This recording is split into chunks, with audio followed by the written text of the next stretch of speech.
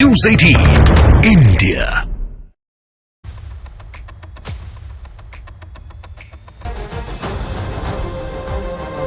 नमस्ते, मैं हूं किशोर अजवाणी। घड़ी इशारा कर रही है 9 बजे रात का वक्त। 100 बात की एक बात का 100 बात की एक बात में आज एमएसपी पर कानून बनाने की जिद पर अड़े किसान नेताओं से बातचीत के लिए केंद्रीय मंत्रियों की टीम चंडीगढ़ पहुंच गई, जबकि प्रदर्शनकारी शंभू बॉर्डर पर डटे रहे। बंगाल में संदेश खाली पहुंचने की कोशिश कर रहे बीजेपी नेताओं को रोकने का मुद्दा पश्चिम बंगाल विधानसभा में बवाल की वजह बन गया, तो कई शहरों में बीजेपी कार्यकर्ता विरोध प्रदर्शन के लिए सड़कों पर उतर आए। सुप्रीम कोर्ट ने चुनावी बॉन्ड को सूचना के अधिकार का उल्लंघन बता दिया और चुनाव आयोग को इससे जुड़ी जानकारियां साझा करने का आदेश दे दिया। और महाराष्ट्र में एनसीपी के शरद पवार गुट को उस वक्त बड़ा झटका लगा जब विधानसभा के स्पीकर राहुल नार्वेकर ने अजीत पवार गुट को ही असली एनसीपी बता दिया। बंगाल में संदेश खाली पर सदन से सड़क तक संग्राम छिड़ गया। इस मुद्दे पर बंगाल सरकार और बीजेपी में ठन गई। बीजेपी ने आरोप लगाया कि उसके नेताओं को संदेश खाली जाने से रोका गया।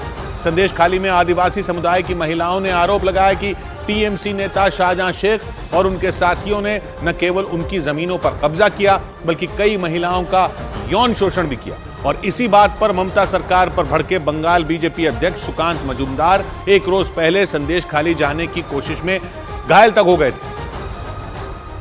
और इसके अगले दिन भी बंगाल में संदेश खाली पर बवाल हुआ। वर्धमान में तो सड़क पर संग्राम ही छिड़ गया, टायर भी जलाए गए। इससे पहले बीजेपी कार्यकर्ताओं और पुलिस के बीच धक्का मुक्की हुई। दोनों एक दूसरे से भिड़ गए। हाथों में झाड़ू लेकर सड़कों पर उतरे बीजेपी कार्यकर्ता दौड़ते हुए आगे बढ़े और उनका सामना पुलिस से हो गया। इसके बाद न पुलिस वाले पीछे हटे और न बीजेपी कार्यकर्ता। वर्धमान में बीजेपी के लोग एसपी दफ्तर का घेराव करने सड़कों पर उतरे, लेकिन पुलिस ने उनका रास्ता रोका और हंगामा शुरू हो गया। धक्का मुक्की के बीच एक महिला जमीन पर बैठ गई। बहुत देर तक हंगामा होने के बाद बाकी प्रदर्शनकारी भी सड़क पर धरना देने बैठ गए और नारेबाजी की। इन लोगों को रोकने के लिए पुलिस ने बैरिकेडिंग भी की। बीजेपी कार्यकर्ताओं ने बैरिकेड तोड़ने की कोशिश की और इसके बाद पुलिस ने वाटर कैनन का इस्तेमाल किया और एसपी दफ्तर का घेराव करने पहुंचे लोगों पर पानी की बौछार कर दी। पानी की मोटी धार में भीगकर लोग थोड़े बिखरे, लेकिन थोड़ी ही देर बाद वो फिर इकट्ठा हुए। पानी में भीगते ये लोग नारे लगाते रहे और सड़क पर डटे रहे। वाटर कैनन के इस्तेमाल के बीच कई प्रदर्शनकारी सड़क पर भी बैठे दिखे। बीजेपी कार्यकर्ताओं को भिगोने से पहले पुलिस ने उन्हें रोकने के लिए अपना पूरा दम लगा दिया। उन्हें पूरी ताकत से रोका गया। लगातार लाउडस्पीकर से उन्हें पीछे हटने के लिए कहा गया। संदेश खाली के मुद्दे पर बंगाल के कई शहर इसी तरह सुलगे, क्योंकि उसके नेताओं को संदेश खाली जाने से रोक दिया गया। संदेश खाली का नाम पिछले महीने तब चर्चा में आया था जब वहां टीएमसी नेता शाहजहां शेख के घर पर छापा मारने पहुंची ईडी की टीम पर हमला हो गया था। इसके बाद से शाहजहां शेख की तलाश चल रही है। आदिवासी समुदाय के शाहजहां शेख और उनके करीबियों पर गंभीर आरोप लगाने के बाद तो मामले ने और तूल पकड़ लिया और बंगाल के कई शहरों में बीजेपी कार्यकर्ता सड़कों पर उतर आए। सिलीगुड़ी में भी एसपी दफ्तर के घेराव की कोशिश हुई। वहां बैरिकेड के आगे और पीछे दोनों तरफ पुलिस वाले खड़े हो गए और बीजेपी कार्यकर्ताओं को धक्का देते हुए पीछे हटाया। कुछ लोगों को खींचकर हटाया गया। इस चक्कर में झड़प भी हो गई। कुछ लोग तो पुलिस से भिड़ गए। उन्होंने पूरा दम लगाया। एक बार तो लगा कि वो पुलिस का सुरक्षा घेरा तोड़कर आगे बढ़ जाएंगे। एक कार्यकर्ता तो पुलिस वालों के बीच घुस भी गया, लेकिन ऐसा करते ही वो पुलिस के हाथ लग गया। कई पुलिस वालों ने उसे घेर लिया और फिर जबरदस्ती उसे पीछे धक्का दे दिया। सिलीगुड़ी में यह हंगामा बहुत देर तक चला। कई बार बात पुलिस के हाथ से निकलती भी दिखी। इसके बाद पुलिस वालों ने पूरी ताकत से इन लोगों को पीछे हटाया। संदेश खाली पर सड़क के अलावा सदन में भी संग्राम हुआ, क्योंकि बीजेपी विधायकों ने इस मुद्दे को विधानसभा में उठाया, जिसका असर यह हुआ कि शुवेंदु अधिकारी समेत बीजेपी के 5 विधायकों को सस्पेंड भी कर दिया गया। इसके बाद शुवेंदु अधिकारी संदेश खाली रवाना हो गए, लेकिन उन्हें वहां एंट्री करने से रोक दिया गया और शुवेंदु अधिकारी बस से उतरकर जमीन पर धरने पर बैठ गए। आपको दिखाएं कि ठीक यहाँ बस के बाहर शुवेंदु अधिकारी जो हैं वो बैठ गए हैं सड़क पर। यही नहीं, उन्होंने पुलिस के एक अधिकारी पर उन्हें पैर से मारने का आरोप भी लगाया।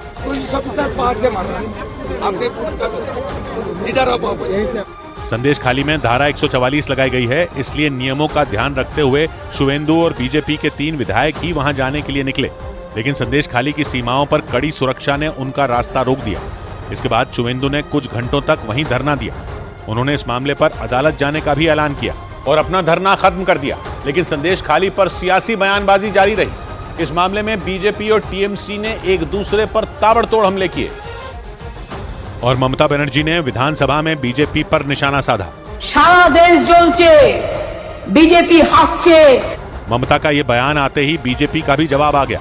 शेम ऑन यू ममता जी, यही अगर भाजपा के किसी मुख्यमंत्री के मुंह से निकला होता तो अब तक देश में तूफान खड़ा होता। इस जुबानी जंग से पहले बीजेपी विधायक काले झंडे दिखाते हुए विधानसभा परिसर में दाखिल हुए।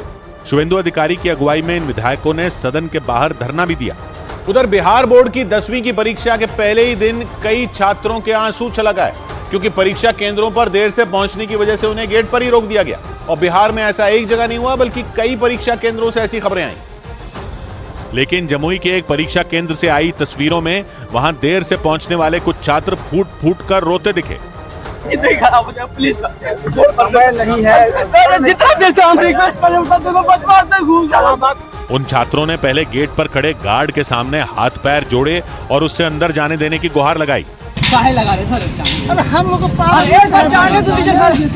अरे एक और सामने जाएगा तो अरे नहीं ना सर, नहीं जाएगा। छात्रों की लाख मिन्नतों के बाद भी उस गार्ड ने गेट नहीं खोला। इस बीच एक पुलिस टीम उस परीक्षा केंद्र का मुआयना करने आई और वो छात्र उसके सामने भी रोते बिलखते अंदर भेजे जाने की मांग करते दिखे। अरे सर जाने दीजिए सर, भी टाइम है सर, आप ही कर सकते हैं। कई बार हाथ पैर जोड़ने के बाद भी उन छात्रों को परीक्षा देने की इजाजत नहीं दी गई, क्योंकि ज्यादा लेट हो गया, 24-25 मिनट। हालांकि बिहार बोर्ड की गाइडलाइंस के मुताबिक जो छात्र किसी भी वजह से बोर्ड की परीक्षा न दे पाएं, उन्हें अप्रैल महीने में दोबारा परीक्षा देने का मौका मिलेगा। इधर दिल्ली के नजदीक उत्तर प्रदेश के ग्रेटर नोएडा में हुई एक मारपीट की खबर ने लोगों के होश उड़ा दिए, क्योंकि वहां सिर्फ टोल मांगने पर कुछ लड़के टोल प्लाजा के कर्मचारियों से भिड़ गए, यहां तक कि उन पर गाड़ी चढ़ाने की कोशिश भी की गई। और वीडियो में वो लड़के टोल प्लाजा पर लगे बैरिकेड को तोड़कर अपनी गाड़ी बिल्कुल उड़ाते हुए नजर आए। इस दौरान बैरिकेड पकड़कर एक कर्मचारी वहां खड़ा था, जो उस गाड़ी के आगे बढ़ते ही काफी तेजी से पीछे हटा और वहां लगी रेलिंग से टकराकर नीचे गिर गया, जबकि एक दूसरे कर्मचारी ने दाईं ओर भागकर अपनी जान बचाई। इस बीच उन लड़कों का एक साथी भी उस गाड़ी के बोनेट के करीब खड़ा था, लेकिन उन्होंने उसकी भी परवाह नहीं की और तेज रफ्तार से गाड़ी चला दी। उस वीडियो में सबसे पहले वो गाड़ी टोल प्लाजा पर रुकी हुई दिखाई दी और वो लड़का वहां बैरिकेड के पास मौजूद दिखा, लेकिन कुछ देर में वो गाड़ी के अंदर बैठ गया। तभी उसका साथी गाड़ी से बाहर निकला और बैरिकेड पर धक्का मारकर वहां मौजूद उस कर्मचारी का उसने कॉलर पकड़ लिया और उनके बीच झड़प हो गई। इसके कुछ देर बाद वो लड़के गाड़ी लेकर वहां से भाग निकले। इस बीच उत्तर प्रदेश की राजधानी लखनऊ के एक मॉल में कुछ लड़कियों के बीच हुई मारपीट का वीडियो सोशल मीडिया पर वायरल हो गया। आरोप है कि मारपीट में शामिल लड़कियां नशे में धुत थी। उनके बीच पहले किसी बात को लेकर बहस शुरू हुई, इसके बाद मामला हाथापाई तक पहुंच गया और लड़कियां एक दूसरे पर टूट पड़ी। लखनऊ के पलासियो मॉल में एक क्लब के बाहर का कॉरिडोर जंग का मैदान बन गया। झगड़े के वक्त वहां कुछ दूसरी लड़कियां और लड़के भी दिखाई दिए। उनके पीछे एक सिक्योरिटी गार्ड भी चुपचाप खड़ा दिखाई दिया। एक दूसरे पर हाथ उठाती और गालियां दे रही लड़कियों को वहां मौजूद कुछ लड़के समझाते और पकड़ते दिखे, जबकि सफेद रंग की शर्ट पहना हुआ एक लड़का नीले रंग की जीन्स पहने हुए एक दूसरे लड़के को धक्का देता दिखाई दिया। करीब आधे घंटे तक वहां हंगामा होता रहा। इस दौरान दूर खड़े एक शख्स ने अपने मोबाइल कैमरे में वीडियो रिकॉर्ड कर लिया। बताया गया कि देर रात तक क्लब पार्टी के दौरान लड़कियों के बीच पहले बहस हुई और उसके बाद मामला मारपीट में बदल गया। उधर असम के मोरी गांव में जूट कॉर्पोरेशन ऑफ इंडिया के गोदाम में भीषण आग लग गई, जिससे वहां रखा करोड़ों रुपए का जूट जलकर राख हो गया। सरकारी गोदाम में हुए इस भीषण अग्निकांड का खौफनाक वीडियो सामने आया और उस वीडियो में गोदाम के कोने कोने से लपटें और धुआं उठता दिखाई दिया। भयानक आग की वजह से वहां अफरा तफरी मच गई। जिधर नजर जा रही थी बस आग ही आग नजर आ रही थी। लपटों की वजह से वहां आसमान में नारंगी रोशनी और धुआं फैल गया। दमकल कर्मियों के साथ वहां लोगों की भीड़ इकट्ठा हो गई। फायर ब्रिगेड के कर्मचारी आग पर पानी डालकर उसे काबू करने की कोशिश करते दिखाई दिए। गोदाम के नजदीक तक दमकल विभाग की गाड़ियां पहुंच सकें, इसके लिए मिट्टी खोदने वाली मशीन के जरिए रास्ता बनाया गया। हालांकि आग इतनी भयानक थी कि फायर ब्रिगेड की कोशिश नाकाफी साबित हुई। बताया गया कि गोदाम के अंदर करोड़ों रुपए का जूट रखा हुआ था, लेकिन अचानक भड़की चिंगारी ने कुछ ही मिनटों में सब कुछ जलाकर राख कर दिया। इधर उत्तर प्रदेश के हाथरस में उस वक्त अफरा तफरी मच गई जब एक कोचिंग सेंटर के बाहर मामूली विवाद की वजह से छात्रों के दो गुट आपस में भिड़ गए। मारपीट की वजह से कुछ छात्र घायल भी हो गए। बाद में इस घटना का एक वीडियो सोशल मीडिया पर वायरल हो गया। और उस वीडियो में कोचिंग सेंटर के बाहर छात्रों के 2 गुट आपस में मारपीट करते दिखाई दिए। कोई ताबड़तोड़ बेल्ट चलाता नजर आया तो कोई सामने वाले पर घूंसों की बारिश करता दिखा। इस दौरान वहां कुछ और लोग भी मौजूद रहे, लेकिन किसी ने भी झगड़ रहे छात्रों को रोकने की कोशिश नहीं की। इसी वजह से वहां काफी देर तक छात्र एक दूसरे पर लात घूंसे चलाते रहे। बताया गया कि 2 दिन पहले कुछ छात्रों के बीच किसी बात पर कहासुनी हो गई थी। आरोप है कि इसी वजह से एक छात्र अपने कुछ साथियों के साथ कोचिंग सेंटर पहुंचा और फिर दूसरे गुट के छात्रों पर हमला कर दिया। मारपीट की वजह से वहां हंगामा खड़ा हो गया। हालांकि बाद में हमला करने वाले लड़के वहां से भाग खड़े हुए। इस घटना में कुछ छात्र घायल भी हो गए। बाद में घटना का वीडियो वायरल होने के बाद पुलिस ने मामले में केस दर्ज कर लिया। उधर झारखंड के गिरिडीह में ग्रामीणों ने सड़क के लिए केंद्रीय राज्य मंत्री अन्नपूर्णा देवी के कार्यक्रम में हंगामा कर दिया। ये कार्यक्रम गिरिडीह के चिहुटिया गांव में लोगों से संवाद के लिए रखा गया था, लेकिन ग्रामीणों ने कार्यक्रम में हंगामा कर दिया। उन्होंने गांव में पक्की सड़क की मांग की और केंद्रीय राज्य मंत्री अन्नपूर्णा देवी के सामने रोड नहीं तो वोट नहीं के नारे लगाने शुरू कर दिए। नारेबाजी के दौरान इन लोगों ने पर्चे भी दिखाए। महिलाएं भी गुस्से में नजर आईं। रोडवा नहीं तो हम लोग कहाँ जाएंगे? वोट तब है। ग्रामीणों की मांग को गंभीरता से लेते हुए अन्नपूर्णा देवी ने इन लोगों से बात करने की कोशिश भी की। वो कुछ महिलाओं से चर्चा करती दिखी। उनके हाथ में शिकायत की चिट्ठी भी दिखाई दी, लेकिन नारेबाजी नहीं रुकी। हंगामा चलता रहा, इसीलिए जनसंवाद का कार्यक्रम बीच में रुक गया। इधर मध्य प्रदेश के शिवपुरी में प्रशासन ने कांग्रेस के दफ्तर पर बुलडोजर चलवा दिया। जिला प्रशासन ने बताया कि कांग्रेस पार्टी का वो ऑफिस सरकारी जमीन पर बना था और प्रशासन की तरफ से उसे हटाने के लिए नोटिस भी दिया गया था। लेकिन जब कांग्रेस पार्टी ने दफ्तर को दूसरी जगह शिफ्ट नहीं किया तो प्रशासन ने बुलडोजर चलवा दिया। जिला प्रशासन पूरी तैयारी के साथ अपने साथ 2 बुलडोजर लेकर खनियाधाना बाजार पहुंचा और कांग्रेस के ऑफिस में तोड़फोड़ शुरू कर दी। प्रशासन के दोनों बुलडोजरों ने उस इमारत की छत और दीवारों को 1 घंटे के अंदर जमींदोज कर दिया। सर्वे नंबर 875 में जो अतिक्रमण था उसको आज हटाया गया है। जिला प्रशासन का बुलडोजर एक्शन देखने के लिए वहां भारी संख्या में लोगों की भीड़ इकट्ठा हो गई। इस दौरान कुछ लोग अपने मोबाइल कैमरे से वीडियो बनाते दिखाई दिए। जिला प्रशासन के मुताबिक जिस इमारत में कांग्रेस का दफ्तर बीते 30 साल से चल रहा था, वो सरकारी जमीन पर अवैध कब्जा करके बनवाई गई थी। उधर ब्रेकिंग न्यूज है चंडीगढ़ से। वहां किसान नेताओं और केंद्रीय मंत्रियों के बीच तीसरे दौर की बैठक शुरू हो गई। इस बैठक में किसानों की तरफ से 14 नेता शामिल हैं, जबकि सरकार की तरफ से बातचीत के लिए केंद्रीय कृषि मंत्री अर्जुन मुंडा के अलावा केंद्रीय मंत्री पीयूष गोयल और नित्यानंद राय शामिल हुए। इनके अलावा बैठक में पंजाब के मुख्यमंत्री भगवंत मान और कई दूसरे अधिकारी भी मौजूद हैं। इससे पहले किसानों और केंद्रीय मंत्रियों के बीच 2 बार बैठक हो चुकी है। दोनों ही बैठक बेनतीजा रही।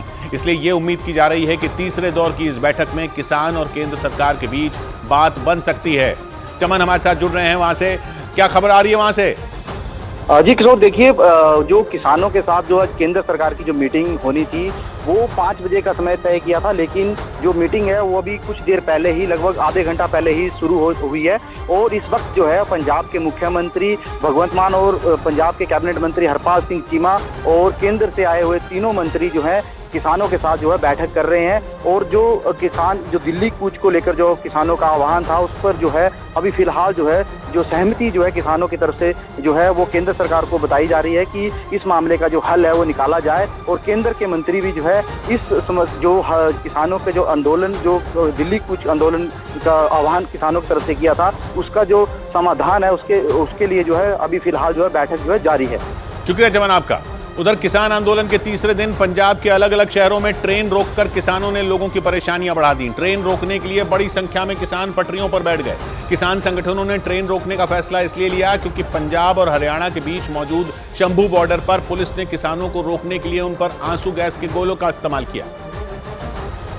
और इसी बात से नाराज होकर बड़ी संख्या में किसान ट्रेन रोकने के लिए पटरियों पर बैठ गए, क्योंकि लाख कोशिश करने के बाद भी किसान शंभू बॉर्डर पर पुलिस के बनाए अभेद्य किले में सेंध नहीं लगा पाए। किसानों को रोकने के लिए पुलिस ने वाटर कैनन का इस्तेमाल करने के साथ ही उन पर आंसू गैस के गोलों की बरसात कर दी। इसी वजह से किसानों ने आंदोलन के तीसरे दिन दोपहर 12 बजे से शाम 4 बजे तक रेल रोककर लोगों की मुसीबतें बढ़ा दी। पंजाब के पटियाला से जो तस्वीरें सामने आई उनमें राजपुरा रेलवे स्टेशन पर बड़ी संख्या में किसान झंडे लेकर रेलवे ट्रैक पर बैठे नजर आए। इसी तरह बठिंडा में भी किसान हाथों में झंडे लेकर पटरियों पर डेरा जमाए दिखाई दिए। पटरियों पर किसानों के बैठे होने की वजह से 4 घंटे तक ट्रेनों की आवाजाही पूरी तरह बंद रही और इससे हजारों लोगों को परेशानियों का सामना करना पड़ा। ट्रेनों को रोकने के अलावा किसानों ने पंजाब के कई टोल प्लाजा पर भी कब्जा कर लिया। पंजाब के लुधियाना से जो तस्वीरें सामने आई, उनमें बड़ी संख्या में किसान टोल प्लाजा के आगे दरी बिछाकर धरने पर बैठे दिखाई दिए। उधर बिहार के दरभंगा में मूर्ति विसर्जन के दौरान पत्थरबाजी हो गई। बिहार के दरभंगा में सरस्वती पूजा के बाद मूर्ति विसर्जन के दौरान बवाल हो गया। वहां कुछ लोगों ने मूर्ति विसर्जन के लिए निकाले गए जुलूस पर पत्थर फेंके। इसके बाद वहां भगदड़ मच गई और इस हादसे में कई लोग घायल हो गए। ईडी ने विदेशी निवेश को लेकर दिल्ली एनसीआर में कई ठिकानों पर छापेमारी की। खबर है कि कई प्राइवेट कंपनियों के ठिकानों पर कार्रवाई की गई। सूत्रों के मुताबिक दिल्ली एनसीआर के कई हवाला ऑपरेटर ईडी के रडार पर हैं। ज्ञानवापी परिसर में मौजूद व्यास जी तहखाने में पूजा की मंजूरी के खिलाफ मामले पर इलाहाबाद हाई कोर्ट में सुनवाई हुई। कोर्ट ने हिंदू और मुस्लिम दोनों पक्षों की दलीलों को सुनने के बाद अपना फैसला सुरक्षित रख लिया। इस बीच बिहार विधानसभा में फ्लोर टेस्ट पास करने के बाद नीतीश कुमार का पहली बार लालू प्रसाद यादव से सामना हुआ। दोनों नेता गर्मजोशी से मिले। बिहार में राज्यसभा की 6 सीटें हैं, इनमें 2 पर आरजेडी ने अपने उम्मीदवार उतारे और उन्हीं के नामांकन में शामिल होने पहुंचे लालू प्रसाद यादव का नीतीश से सामना हो गया। दोनों नेता गर्मजोशी से मिले। फ्लोर टेस्ट पास करने के बाद नीतीश पहली बार लालू यादव से मिले। यही वजह रही कि विधानसभा के बाहर हुई इस मुलाकात ने सबका ध्यान खींचा। नीतीश ने जैसे ही लालू यादव को देखा, उन्होंने उनका हालचाल जाना और आने की वजह पूछी। नीतीश के सवाल का जवाब लालू यादव के पीछे खड़े तेजस्वी यादव ने दिया। लालू प्रसाद यादव के पीछे तेजस्वी, राबड़ी देवी और तेज प्रताप यादव थे। नीतीश का सामना उनसे भी हुआ। नीतीश कुमार ने राबड़ी देवी से एक पल के लिए रुककर बात भी की और फिर सभी को नमस्कार करके वहां से चल दिए। लेकिन लालू प्रसाद यादव और नीतीश कुमार की ये कुछ पलों की मुलाकात चर्चा का विषय बन गई, क्योंकि 2 दिन पहले सदन में नीतीश कुमार के खिलाफ तेजस्वी यादव आग उगल रहे थे। एक दिन पहले भी सदन में खूब हंगामा हुआ था, लेकिन अगले ही दिन विधानसभा के बाहर नीतीश कुमार और लालू यादव के परिवार की गर्मजोशी से मुलाकात हुई। उधर मध्य प्रदेश के टीकमगढ़ में कुछ दबंगों ने एक आदमी को इतनी बुरी तरह पीटा कि आसपास खड़े लोग एक तक दहशत में आ गए। आरोप है कि वहां अवैध वसूली करने वाले कुछ बदमाशों ने उस लड़के को निशाना बनाया और जब उसने खुद को बचाने की कोशिश की तो उनमें एक आदमी ने डंडा उठा लिया। उसके बाद तो वो तीनों बदमाश मिलकर उस लड़के पर टूट पड़े। इसका जो वीडियो सामने आया, उसमें एक बदमाश उस लड़के को बिना रुके डंडे से मारता दिखाई दिया। वो लड़का जमीन पर गिर गया, लेकिन वो रुका नहीं, बल्कि उसके दूसरे साथियों ने उसे जकड़ लिया। इसके बाद तीनों बदमाश मिलकर उसे बेरहमी से मारने लगे। इस दौरान वहां लोगों की भीड़ जमा हो गई, लेकिन किसी ने उन बदमाशों के डर से बीच बचाव करने की कोशिश नहीं की। इसकी वजह से वो बदमाश काफी देर तक उसे बुरी तरह पीटते रहे। बताया गया कि वो बदमाश उस लड़के से अवैध तरीके से वसूली करने आए थे। ऐसे में जब उस लड़के ने इसका विरोध किया तो उन्होंने उसे पीटना शुरू कर दिया। इधर दिल्ली के अलीपुर इलाके में उस वक्त हड़कंप मच गया जब वहां पेंट की एक अवैध फैक्ट्री में अचानक भीषण आग लग गई। पेंट की वजह से आग इतनी तेजी से फैली कि उसकी लपटों ने आसपास मौजूद कई दुकानों और घरों को भी अपनी चपेट में ले लिया। लेकिन लोगों के हाथ पांव तब फूल गए जब पेंट की उस अवैध फैक्ट्री से आग के बड़े बड़े गोले उठने लगे। पेंट होने की वजह से आग रह रहकर भड़कती रही और उसकी विकराल लपटें आसमान में कई फीट ऊपर उठती नजर आईं। देखकर ऐसा लगा जैसे आग की भयानक लपटें वहां सब कुछ जलाकर राख कर देंगी। फैक्ट्री से निकलने वाले काले धुएं ने तो पूरे इलाके को ही ढक लिया। वहां रहने वाले लोगों के मुताबिक पेंट की उस अवैध फैक्ट्री में धमाके के साथ आग भड़की। इसके बाद उसकी लपटें आसपास के घरों और दुकानों में फैल गईं और उसकी वजह से पूरे इलाके में हाहाकार मच गया। फौरन घटना की जानकारी मिलते ही फायर ब्रिगेड की एक टीम वहां पहुंचकर आग बुझाने में जुट गई। वहां से आई एक तस्वीर में फायर ब्रिगेड के कुछ कर्मचारी पाइप से आग की लपटों पर पानी की बौछार करते दिखाई दिए, लेकिन आग इतनी भयावह थी कि उसे बुझा पाना कोई आसान काम नहीं था। इसी वजह से वहां फायर ब्रिगेड की कई और गाड़ियों को बुला लिया गया ताकि जल्द से जल्द आग को बुझाया जा सके। उधर राजस्थान के दौसा में एक बेकाबू कार ने कहर बरपा दिया। राजस्थान के दौसा में एक गाड़ी ने एक चौराहे पर मौजूद ट्रैफिक पुलिस बूथ को टक्कर मारकर उड़ा दिया। इसके बाद उस गाड़ी में बैठे 2 लोगों को पुलिस ने गिरफ्तार कर लिया। पुलिस के मुताबिक उस गाड़ी का ड्राइवर शराब के नशे में था। जम्मू कश्मीर के कुपवाड़ा में सुरक्षा बल ने आतंकियों के एक मददगार को गिरफ्तार करने का दावा किया। उसके पास से एक पिस्तौल समेत कुछ गोला बारूद भी बरामद किया गया। आम आदमी पार्टी के सांसद संजय सिंह ने अपनी जमानत के लिए सुप्रीम कोर्ट में याचिका दाखिल की। हाल ही में दिल्ली हाई कोर्ट ने उनकी जमानत अर्जी रद्द कर दी थी। संजय सिंह को ईडी ने शराब घोटाला मामले में पिछले साल 4 अक्टूबर को गिरफ्तार किया था। इस बीच पाकिस्तान में शहबाज शरीफ की सरकार बनने से पहले ही वहां की सेना ने कश्मीर में आतंक की साजिश रचनी शुरू कर दी। मतलब पाकिस्तान में नई सरकार के गठन से पहले ही वहां की सेना ने अपने असली रंग दिखाने शुरू कर दिए। खुफिया सूत्रों ने दावा किया कि पाकिस्तान कश्मीर में रहने वाले हिंदुओं को निशाना बनाने की प्लानिंग में जुट गया और कश्मीर में किसी बड़ी आतंकी साजिश को अंजाम देने की फिराक में लग गया। सूत्रों के मुताबिक वहां के आतंकी संगठन ISKP यानी इस्लामिक स्टेट खुरासान प्रोविंस को जम्मू कश्मीर समेत भारत के कई राज्यों में बवाल मचाने का काम सौंपा गया और इस मामले में ISKP ने बाकायदा एक पोस्टर भी जारी कर दिया। इन पोस्टरों में बाबरी मस्जिद समेत गुजरात और मुजफ्फरपुर में हुए दंगों का बदला लेने की धमकी दी गई। मतलब एक तरह से पाकिस्तान की खुफिया एजेंसी ISI के इशारों पर आतंकियों ने अपना जाल बुनना शुरू कर दिया। माना जा रहा है कि पाकिस्तान की सरकार ऐसा करके वहां की जनता का ध्यान पाकिस्तान की बदहाली से हटाना चाहती है। इसीलिए ISKP की तरफ से जारी किए गए उस पोस्टर में खास तौर पर कश्मीर के हिंदुओं को टारगेट करने की धमकी दी गई। और इसी तरह की एक साजिश को कुछ रोज पहले आतंकियों ने अंजाम दिया था। श्रीनगर में उसी साजिश के तार खंगालने के लिए पुलिस ने बड़ा सर्च ऑपरेशन चलाया। वहां हफ्ते भर पहले आतंकियों ने पंजाब के रहने वाले 2 लोगों पर गोलियां बरसाई थी। इस गोलीबारी में अमृतपाल सिंह नाम के एक आदमी की जान चली गई थी। हालांकि पुलिस ने इस हमले के मुख्य आरोपी आदिल मंजूर लंगू को गिरफ्तार कर लिया था, लेकिन उसने चालाकी दिखाते हुए अपने फोन को एक नाले में फेंक दिया था, जिसकी तलाश में श्रीनगर में एक बड़ा सर्च ऑपरेशन चलाया गया। इसके लिए पुलिस और सुरक्षा बल की एक टीम श्रीनगर के अलीजान रोड इलाके के पास उस मोबाइल फोन को ढूंढती नजर आई, क्योंकि जांच एजेंसियों ने दावा किया कि उस फोन के जरिए ही उस आतंकी को पाकिस्तान से ऑर्डर मिलते थे और इसी वजह से पुलिस और सुरक्षा बल ने उसके मोबाइल फोन को ढूंढने में अपनी पूरी ताकत झोंक दी। क्योंकि सुरक्षा बल के हत्थे चढ़े आदिल मंजूर लंगू नाम के आतंकी ने पूछताछ के दौरान ये बताया कि उसे जिस मोबाइल फोन के जरिए पाकिस्तान से ऑर्डर मिलते थे वो उसने पकड़े जाने से पहले ही पानी में फेंक दिया। इसके अलावा कई और खुफिया दस्तावेज भी उसने पानी में बहा दिए। लेकिन जब पुलिस ने उसकी गर्दन मरोड़ी तो उसने एक एक कर सारे राज उगलने शुरू कर दिए और आखिरकार ये बता ही दिया कि उसने मोबाइल फोन कहां फेंका था। इसके बाद तो सुरक्षा बल और पुलिस की एक बड़ी टीम उस नाले में फोन ढूंढने में जुट गई और इसके लिए वहां रबर की कई बोट मंगवाई गई।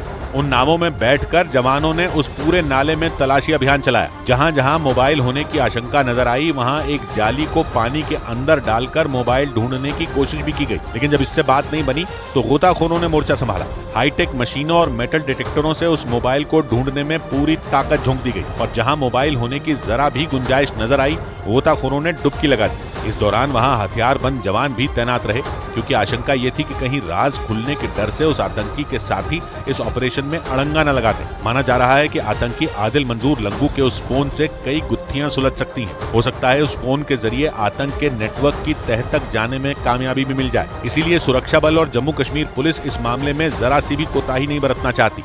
इधर बेंगलुरु एयरपोर्ट पर अवैध रूप से लाया गया लाखों का सोना बरामद किया गया। बेंगलुरु एयरपोर्ट पर कस्टम्स विभाग ने 17 लाख रुपए का सोना बरामद करने का दावा किया। इस सोने को बड़ी चालाकी से एक कैंडल स्टैंड के अंदर छिपाकर रखा गया था। सोनिया गांधी ने अपने संसदीय क्षेत्र यूपी के रायबरेली के लोगों को एक भावुक चिट्ठी लिखी। इस चिट्ठी में उन्होंने अपने स्वास्थ्य और बढ़ती उम्र का हवाला देते हुए लोकसभा चुनाव न लड़ने का जिक्र किया। एक दिन पहले उन्होंने राज्यसभा चुनाव के लिए नामांकन दाखिल किया था। राजस्थान में सूर्य नमस्कार पर मचे घमासान के बीच राज्य के शिक्षा मंत्री मदन दिलावर ने पूजा या नमाज के नाम पर स्कूलों से गायब रहने वाले टीचरों को कड़ी चेतावनी दे दी। इसके साथ ही उन्होंने स्कूलों में नमाज या पूजा पाठ न करने का भी आदेश दिया। न तो स्कूल परिसर में इजाजत देंगे, न ही वो जाएंगे। उधर इजराइल की सेना ने हमास के टॉप कमांडर यहिया सिनवार का पता लगा लेने का बड़ा दावा किया। इजराइल की सेना ने अपने दावे को सही साबित करने के लिए एक वीडियो भी जारी किया। उस वीडियो में गाजा के खान यूनिस इलाके की एक सुरंग से 6 लोग गुजरते दिखाई दिए। लेकिन इजराइल की सेना ने दावा किया कि इस वीडियो में सबसे आखिर में जो शख्स नजर आया वो हमास का टॉप कमांडर यहिया सिनवार है। 42 सेकंड के इस वीडियो में सबसे पहले एक आदमी टनल के अंदर आगे की तरफ जाता दिखा। इजराइल ने दावा किया कि यह शख्स यहिया सिनवार का छोटा भाई इब्राहिम है। वीडियो में उसके ठीक पीछे एक औरत भी सुरंग में जाती दिखी। इजराइल की सेना ने दावा किया कि ये कोई और नहीं बल्कि यहिया सिनवार की पत्नी है। उस महिला के पीछे पीछे 3 बच्चे भी सुरंग में आगे बढ़ते दिखाई दिए, जिनमें सबसे पहले एक बच्ची नजर आई। उसके हाथों में एक गुड़िया दिखाई दी। इसके बाद 2 बच्चे टॉर्च की रोशनी में आगे बढ़ते नजर आए। बच्चों के ठीक पीछे बैग लिए हुए जो शख्स दिखाई दिया, इजराइल ने उसे यहिया सिनवार बताया और दावा किया कि जान बचाने के लिए यहिया सिनवार परिवार के साथ खान यूनिस में बनी सुरंग के नीचे छिपा है। लेकिन बहुत जल्द उसकी सेना हमास का लादेन कहे जाने वाले सिनवार की गर्दन दबोच लेगी। इजराइल यहिया सिनवार को 7 अक्टूबर को हुए भीषण हमले का मास्टरमाइंड मानता है और करीब 5 महीने से उसकी तलाश में है। इस बीच अमेरिका के मैसाचुसेट्स में हाईवे पर कुछ ऐसा हुआ जिसका वीडियो देखकर लोगों की सांसें अटक गईं। वहां हाईवे पर मरीज को लेकर जा रही एक एम्बुलेंस के सामने अचानक एक बेकाबू कार आ गई। हालांकि जब तक उस बेकाबू कार की एम्बुलेंस से टक्कर होती, एम्बुलेंस के ड्राइवर ने स्टीयरिंग अपने दाहिनी तरफ मोड़ दिया। एम्बुलेंस में लगे कैमरे में यह हादसा रिकॉर्ड हो गया। हादसे का वीडियो देखकर ऐसा लगा मानो कोई वीडियो गेम चल रही हो। 12 सेकंड के वीडियो में एम्बुलेंस तेजी से बॉस्टन के मास जनरल हॉस्पिटल की तरफ जाती दिखी, लेकिन कुछ ही सेकंड के बाद उसके सामने अचानक वो कार पलटते हुए आती दिखाई दी। हाईवे पर वो बेकाबू कार इस तरह कलाबाजियां खा रही थी जैसे वो कोई प्लास्टिक का खिलौना हो। एम्बुलेंस के ड्राइवर ने समय रहते रफ्तार कम की और सड़क के किनारे जाकर खड़ा हो गया। इधर मध्य प्रदेश के ग्वालियर में क्रिकेट खेलने के दौरान हुए झगड़े में 2 गुट बीच सड़क पर भिड़ गए। उन्होंने बैट और स्टंप से एक दूसरे पर हमला कर दिया। बताया गया कि क्रिकेट मैच के दौरान उनके बीच किसी बात को लेकर विवाद हुआ और इसके बाद उनके बीच ऐसी लड़ाई हुई जिसे देखकर हर कोई दंग रह गया। करीब 1 दर्जन लड़के बैट और स्टंप से एक दूसरे पर हमला करते दिखे। उन्होंने बीच सड़क पर ऐसा कोहराम मचाया कि वहां से आने जाने वाले लोग भी खौफ में आ गए। इस बीच सूचना मिलने पर जैसे ही पुलिस की गाड़ी पहुंची, वो लड़के वहां से भाग गए। बताया गया कि क्रिकेट खेलने के दौरान उन लड़कों के बीच किसी बात को लेकर विवाद हुआ। इसके बाद दोनों गुटों में ऐसा टकराव हुआ कि मानो वो एक दूसरे के खून के प्यासे हो गए। बाद में लड़कों के एक गुट ने दूसरे गुट के खिलाफ थाने में केस दर्ज करा दिया। शिकायत मिलने के बाद पुलिस मामले की जांच में जुट गई। उधर महाराष्ट्र के पालघर में एक शार्क मछली को लोगों ने पीट कर मार दिया।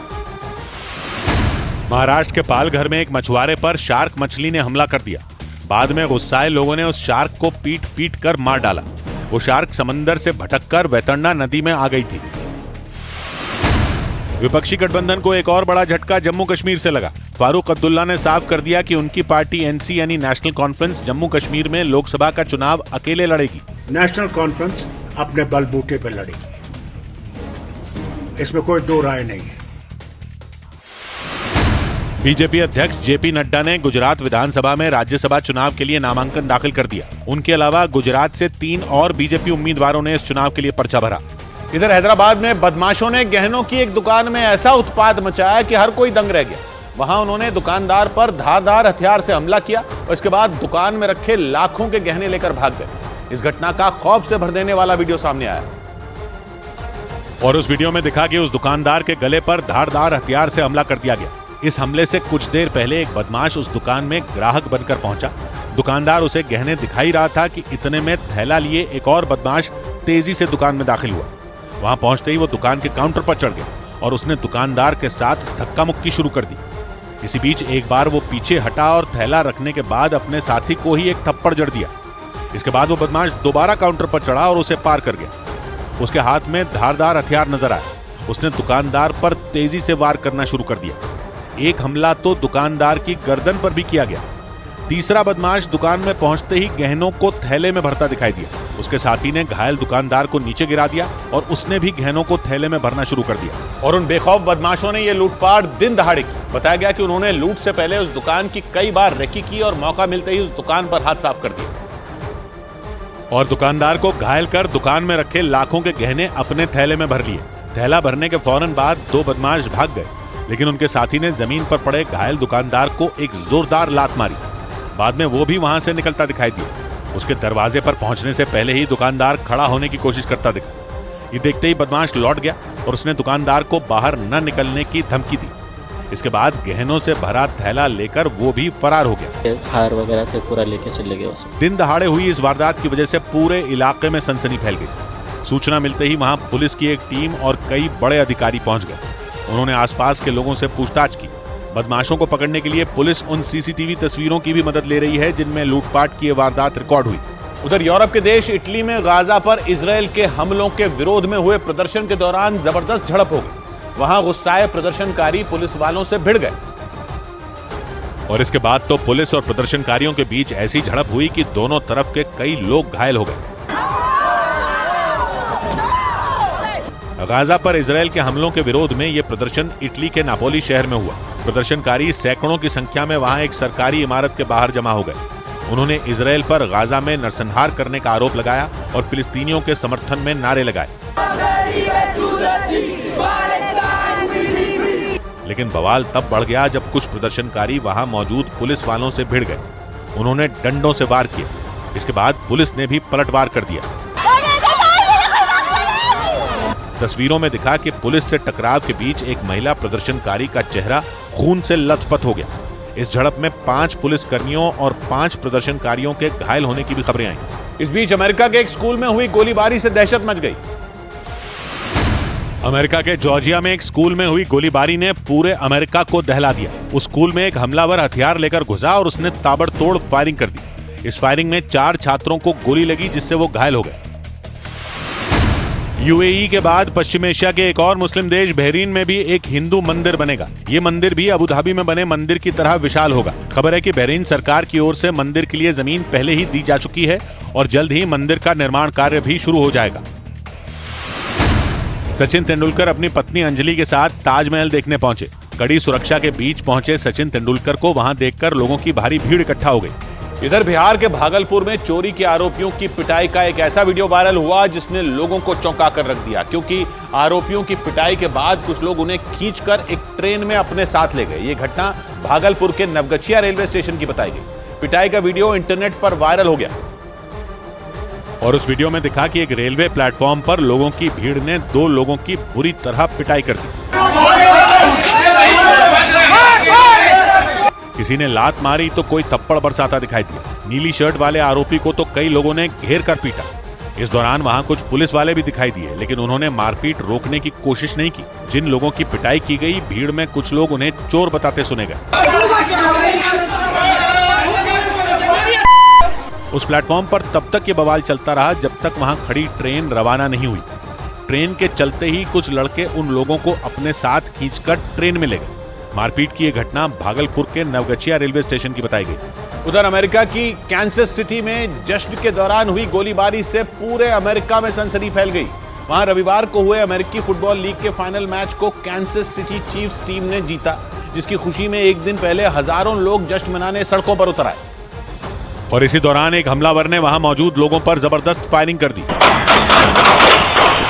गोलियों की तड़तड़ाहट सुनते ही वहां अफरा तफरी मच गई। लोगों ने जान बचाने के लिए इधर उधर भागना शुरू कर दिया। वहां एक के बाद एक कई गोलियां चलाई गईं, जिससे पूरा इलाका गूंज उठा। वहां से आई तस्वीरों में सड़क के बीचों बीच सैकड़ों लोगों की भीड़ नजर आई और तभी अचानक उस हमलावर ने बीच सड़क पर ताबड़तोड़ फायरिंग कर दी। इसके बाद तो वहां ऐसी भगदड़ मची कि वहां मौजूद पुलिस के लिए लोगों को संभालना ही मुश्किल हो गया। चीखते चिल्लाते लोग एक दूसरे को धक्का मारते हुए भागते दिखाई दिए। पुलिस के मुताबिक वहां हुए हमले में 22 से ज्यादा लोगों को गोलियां लगी। और इसके बाद जब फायरिंग करने वाले दोनों लोगों ने वहां से भागने की कोशिश की तो भीड़ ने उनमें एक हमलावर को पकड़ लिया, जबकि बाद में पुलिस ने कार्रवाई करते हुए दूसरे हमलावर को भी हिरासत में ले लिया। लेकिन इस घटना ने वहां मौजूद सैकड़ों लोगों को दहला कर रख दिया। हजारों लोगों की भीड़ के सामने हुई गोलीबारी के बाद किसी को कुछ समझ ही नहीं आया कि आखिर वहां अचानक हुआ क्या, क्योंकि इस घटना से पहले वहां की सड़कों की जो तस्वीर सामने आई उसमें बस लोगों का सैलाब ही दिखाई दिया। ये भीड़ वहां जश्न मना रही थी क्योंकि रविवार को वहां अमेरिकी फुटबॉल की लीग का फाइनल सुपर बोल खेला गया था, जिसमें कैंसस सिटी चीफ्स नाम की टीम को जीत मिली थी। लेकिन उसकी जीत का ये जश्न मातम में बदल गया। पुलिस के मुताबिक 2 हमलावरों ने वहां गोलीबारी की, जिसमें 2 लोगों की मौत हो गई, जबकि 22 से ज्यादा लोग घायल हो गए। हालांकि पुलिस ने दोनों हमलावरों को हथियारों के साथ पकड़ लिया। इधर मध्य प्रदेश के सागर में एक पार्षद ने हंगामा कर दिया। मध्य प्रदेश के सागर में एक पार्षद पर गुंडागर्दी करने का आरोप लगा। पुलिस के मुताबिक उस पार्षद को जब चेकिंग के दौरान रोका गया तो वो हंगामा करने लगे और उन्होंने अपनी मोटरसाइकिल को सड़क पर ही गिरा दिया। उन पर आरोप है कि वो बिना नंबर प्लेट की मोटरसाइकिल चला रहे थे। कागज है नहीं है, गाड़ी की नंबर नहीं। सोनिया गांधी ने अपने चुनावी हलफनामे में जानकारी दी कि इटली में उनके पिता की संपत्ति में उनका भी हिस्सा है। राज्यसभा चुनाव के लिए दिए गए शपथ पत्र के मुताबिक सोनिया गांधी के पास करीब 12.5 करोड़ की संपत्ति है। ईडी ने टीएमसी नेता महुआ मोइत्रा को समन्स भेजकर 19 फरवरी को पूछताछ के लिए बुलाया। खबर है कि जांच एजेंसी उनसे भ्रष्टाचार से जुड़े एक मामले में पूछताछ करेगी। उधर मुंबई क्राइम ब्रांच के सूत्रों ने बताया कि अभिषेक घोसालकर हत्याकांड के आरोपी मॉरिस ने यूट्यूब से पिस्तौल चलानी सीखी थी। वो 7 फरवरी को ही प्लान को अंजाम देना चाहता था, लेकिन उस दिन अभिषेक घोसालकर देर से पहुंचे थे और उसका बॉडीगार्ड पिस्तौल लेकर जा चुका था। पुलिस को इस हत्याकांड से जुड़ी कुछ और सीसीटीवी फुटेज मिली। और इनमें मुंबई में मॉरिस के कार्यालय की ये सीसीटीवी फुटेज भी शामिल है। इसमें अभिषेक घुसालकर पर गोली चलने के बाद कार्यालय के बाहर भगदड़ जैसा माहौल दिखा। गोली चलते ही कुर्सियों पर बैठे लोग सिर पर पैर रखकर भागे। बताया गया कि ये लोग ऑटो ड्राइवर थे और मॉरिस के बुलाने पर आए थे, लेकिन गोली चलते ही ये ऑटो लेकर भागे। मुंबई क्राइम ब्रांच को सीसीटीवी फुटेज में मॉरिस का करीबी मेहुल पारिक भी दिखा। क्राइम ब्रांच को शक है कि अभिषेक घुसालकर पर फेसबुक लाइव के दौरान फायरिंग होने के बाद वो वहां से निकल गया था, लेकिन पूछताछ में उसने ये बात कबूल नहीं की थी, इसलिए मेहुल पारिक से दोबारा पूछताछ हो सकती है। क्योंकि क्राइम ब्रांच को अभिषेक घुसालकर हत्याकांड से जुड़े कई और सुराग मिले। मुंबई क्राइम ब्रांच के सूत्रों ने बताया कि आरोपी मॉरिस ने YouTube पर वीडियो देखकर पिस्तौल चलानी सीखी थी और वो 7 फरवरी को ही अभिषेक घुसालकर को मारने वाला था, लेकिन अभिषेक घुसालकर को आने में देर होने पर मॉरिस का बॉडीगार्ड पिस्तौल लेकर चला गया था। इस वजह से अभिषेक घुसालकर पर अगले दिन गोली चली थी। इधर राजस्थान के जैसलमेर में भारतीय वायुसेना ने खतरनाक लड़ाकू विमानों और लड़ाकू हेलीकॉप्टरों की ताकत दिखाकर पाकिस्तान के पसीने छुड़ा दिए। 2 दिन बाद 17 फरवरी से वायुसेना अपना सबसे बड़ा युद्ध अभ्यास वायु शक्ति शुरू करेगी। उसी को देखते हुए पोखरण फायरिंग रेंज में तैयारियों को परखा गया और इस अभ्यास के दौरान वायुसेना के लड़ाकू विमानों ने पलक झपकते ही अपने टारगेट को तबाह कर पाकिस्तान की नींद हराम कर दी। जैसलमेर की पोखरण फायरिंग रेंज से जो वीडियो सामने आया उसमें वायुसेना के लड़ाकू विमान आसमान का सीना चीरते हुए आगे बढ़ते नजर आए। इस दौरान बाड़मेर और जोधपुर से उड़े उन लड़ाकू विमानों ने जमीन पर मौजूद टारगेट पर ताबड़तोड़ बम गिराए। जमीन से टकराते ही वहां जोरदार धमाके हुए और उसकी वजह से पूरा इलाका थर्रा गया। वहां धूल का बवंडर भी उठता नजर आया। एक बार नहीं बल्कि कई बार फाइटर जेट ने दुश्मन को तबाह करने की अपनी ताकत परखी। हवा में उड़ते इन खतरनाक लड़ाकू विमानों के बाद बारी आई लड़ाकू हेलीकॉप्टरों की। वहां से आई एक तस्वीर में फायरिंग रेंज के ऊपर कुछ लड़ाकू हेलीकॉप्टर उड़ते दिखाई दिए। अगले ही पल उन हेलीकॉप्टरों ने अंधाधुंध बमबारी कर जमीन पर मौजूद टारगेट को धूल में मिला दिया। मतलब इस अभ्यास के जरिए भारतीय वायुसेना ने पाकिस्तान को ये चेतावनी दी कि अगर उसने भारत की तरफ आंख भी उठाई तो उसका अंजाम बेहद भयानक हो सकता है। उधर दक्षिण अमेरिकी देश कोलंबिया में पकड़ी गई कोकेन की खेप दुनिया भर में सुर्खियां बन गई, क्योंकि पुलिस ने वहां 10, 20 या 50 किलो नहीं बल्कि 5000 किलो से ज्यादा कोकेन जब्त की और तस्करों के खिलाफ किए गए इस बड़े ऑपरेशन का वीडियो भी जारी किया, जिसमें हथियारों के साथ कोलंबिया पुलिस और सुरक्षा बल के जवान एक मकान के अंदर तलाशी लेते नजर आए। उस मकान के एक कमरे में जमीन के नीचे सुरंग बनाकर कोकेन छिपाई गई थी। सुरंग के नीचे नशीले पदार्थ को बड़े बड़े पैकेटों में छिपा कर रखा गया था। कोलंबिया पुलिस और सुरक्षा बल के जवान सुरंग के नीचे से उन पैकेटों को एक एक करके निकालते दिखे। पुलिस वालों ने 5000 किलो से ज्यादा कोकेन को उस सुरंग से निकाला और दूसरे कमरे में रख दिया। कोकेन बरामद करने वाली टीम भी वहां से मिली नशे की इतनी बड़ी खेप देखकर दंग रह गई। सुरंग से कोकेन के पैकेट निकालने वाले पुलिस वालों के पसीने छूट गए। पुलिस ने बताया कि कोकेन की इस बड़ी खेप को अमेरिका भेजा जाना था, लेकिन पुलिस ने खोजी कुत्तों की मदद से जमीन के नीचे छिपाकर रखी गई 5000 किलो कोकेन बरामद कर ली। इधर राजस्थान के श्रीगंगानगर में हुए एक बस हादसे में हड़कंप मच गया। राजस्थान के श्रीगंगानगर में एक बस रेलवे अंडरपास के पिलर से टकरा गई और इसके बाद उस बस का अगला हिस्सा पूरी तरह तहस नहस हो गया। इस हादसे में 2 लोग बुरी तरह घायल हो गए। मध्य प्रदेश के इंदौर से खबर सामने आई कि वहां भीख मांगकर गुजारा करने वाली एक महिला रोजाना 5,500 की कमाई करती थी। यही नहीं, लोगों की हैरानी तब बढ़ गई जब पता चला कि पिछले 45 दिन में उसके बैंक खाते में 2.5 लाख रुपए जमा हुए। एक लड़की के सड़क पर कुत्ते की तरह चलने का वीडियो वायरल हो गया और एक दूसरी लड़की उसके गले में पट्टा बांधकर काफी देर तक उसे घुमाती रही। इसे देखकर लोग हैरत में पड़ गए। दावा किया गया कि ये वीडियो मुंबई के मीरा भाईंदर इलाके का है। इस बीच मध्य प्रदेश के उज्जैन में बीच सड़क पर एक लड़के को पीट कर अर्धमरा कर दिया गया। उसे इतनी बुरी तरह पीटा गया कि वहां मौजूद लोगों की रूह कांप गई। वहां एक आदमी जमीन पर पड़े उस लड़के को बेरहमी से डंडे मारता नजर आया और इस दौरान वो लड़का बार बार खड़े होने की कोशिश करता दिखाई दिया, लेकिन उस आदमी के सिर पर तो जैसे भूत सवार था। वो बिना रुके उस पर लगातार डंडे बरसाता रहा। इसकी वजह से उस लड़के का उठना तो दूर, अपनी जगह से हिलना तक मुश्किल हो गया। इस दौरान वहां खड़े एक लड़के ने चुपके से इसका वीडियो बना लिया और इस वीडियो में वो आदमी उस लड़के को घसीटता नजर आया। इसके बाद उसने कभी उस पर लातों से वार किया तो कभी उस पर डंडे बरसाए। उस लड़के ने सड़क पर चल रहे लोगों से मदद भी मांगी, लेकिन किसी ने भी उस आदमी को रोकने की हिम्मत नहीं की। इसके बाद जब वो लड़का बेसुध हो गया तो उस आदमी ने वहां खड़ी उसकी मोटरसाइकिल पर धावा बोल दिया। उसने उस मोटरसाइकिल का एक एक हिस्सा तोड़ दिया। इस दौरान जब उसकी नजर वीडियो बना रहे उस लड़के पर पड़ी तो उसने उसे भी धमकाया। वीडियो डिलीट कर दे। जनता क्या? आरोप है कि वो लड़का उस आदमी को धमकाने उसके घर गया था और इसी बात का बदला लेने के लिए उस आदमी ने उसकी सरेआम पिटाई कर दी। इधर बिहार के सहरसा से डरा देने वाला एक मामला सामने आया। वहां फायरिंग करने वाले एक आरोपी को भीड़ ने दबोच लिया और उसे इतनी बुरी तरह पीटा कि उसकी जान पर बनाई। आरोप है कि हफ्ते भर पहले चाय की दुकान पर हुए विवाद के बाद उस लड़के ने दुकानदार पर गोली चला दी थी। इसके बाद आसपास के लोगों ने उसे पकड़ लिया था। वहां से आए वीडियो में कुछ लोग उसके हाथ पैर पकड़े दिखे थे और एक महिला तो उसके पैरों पर लगातार ईंट से वार करती दिखी थी।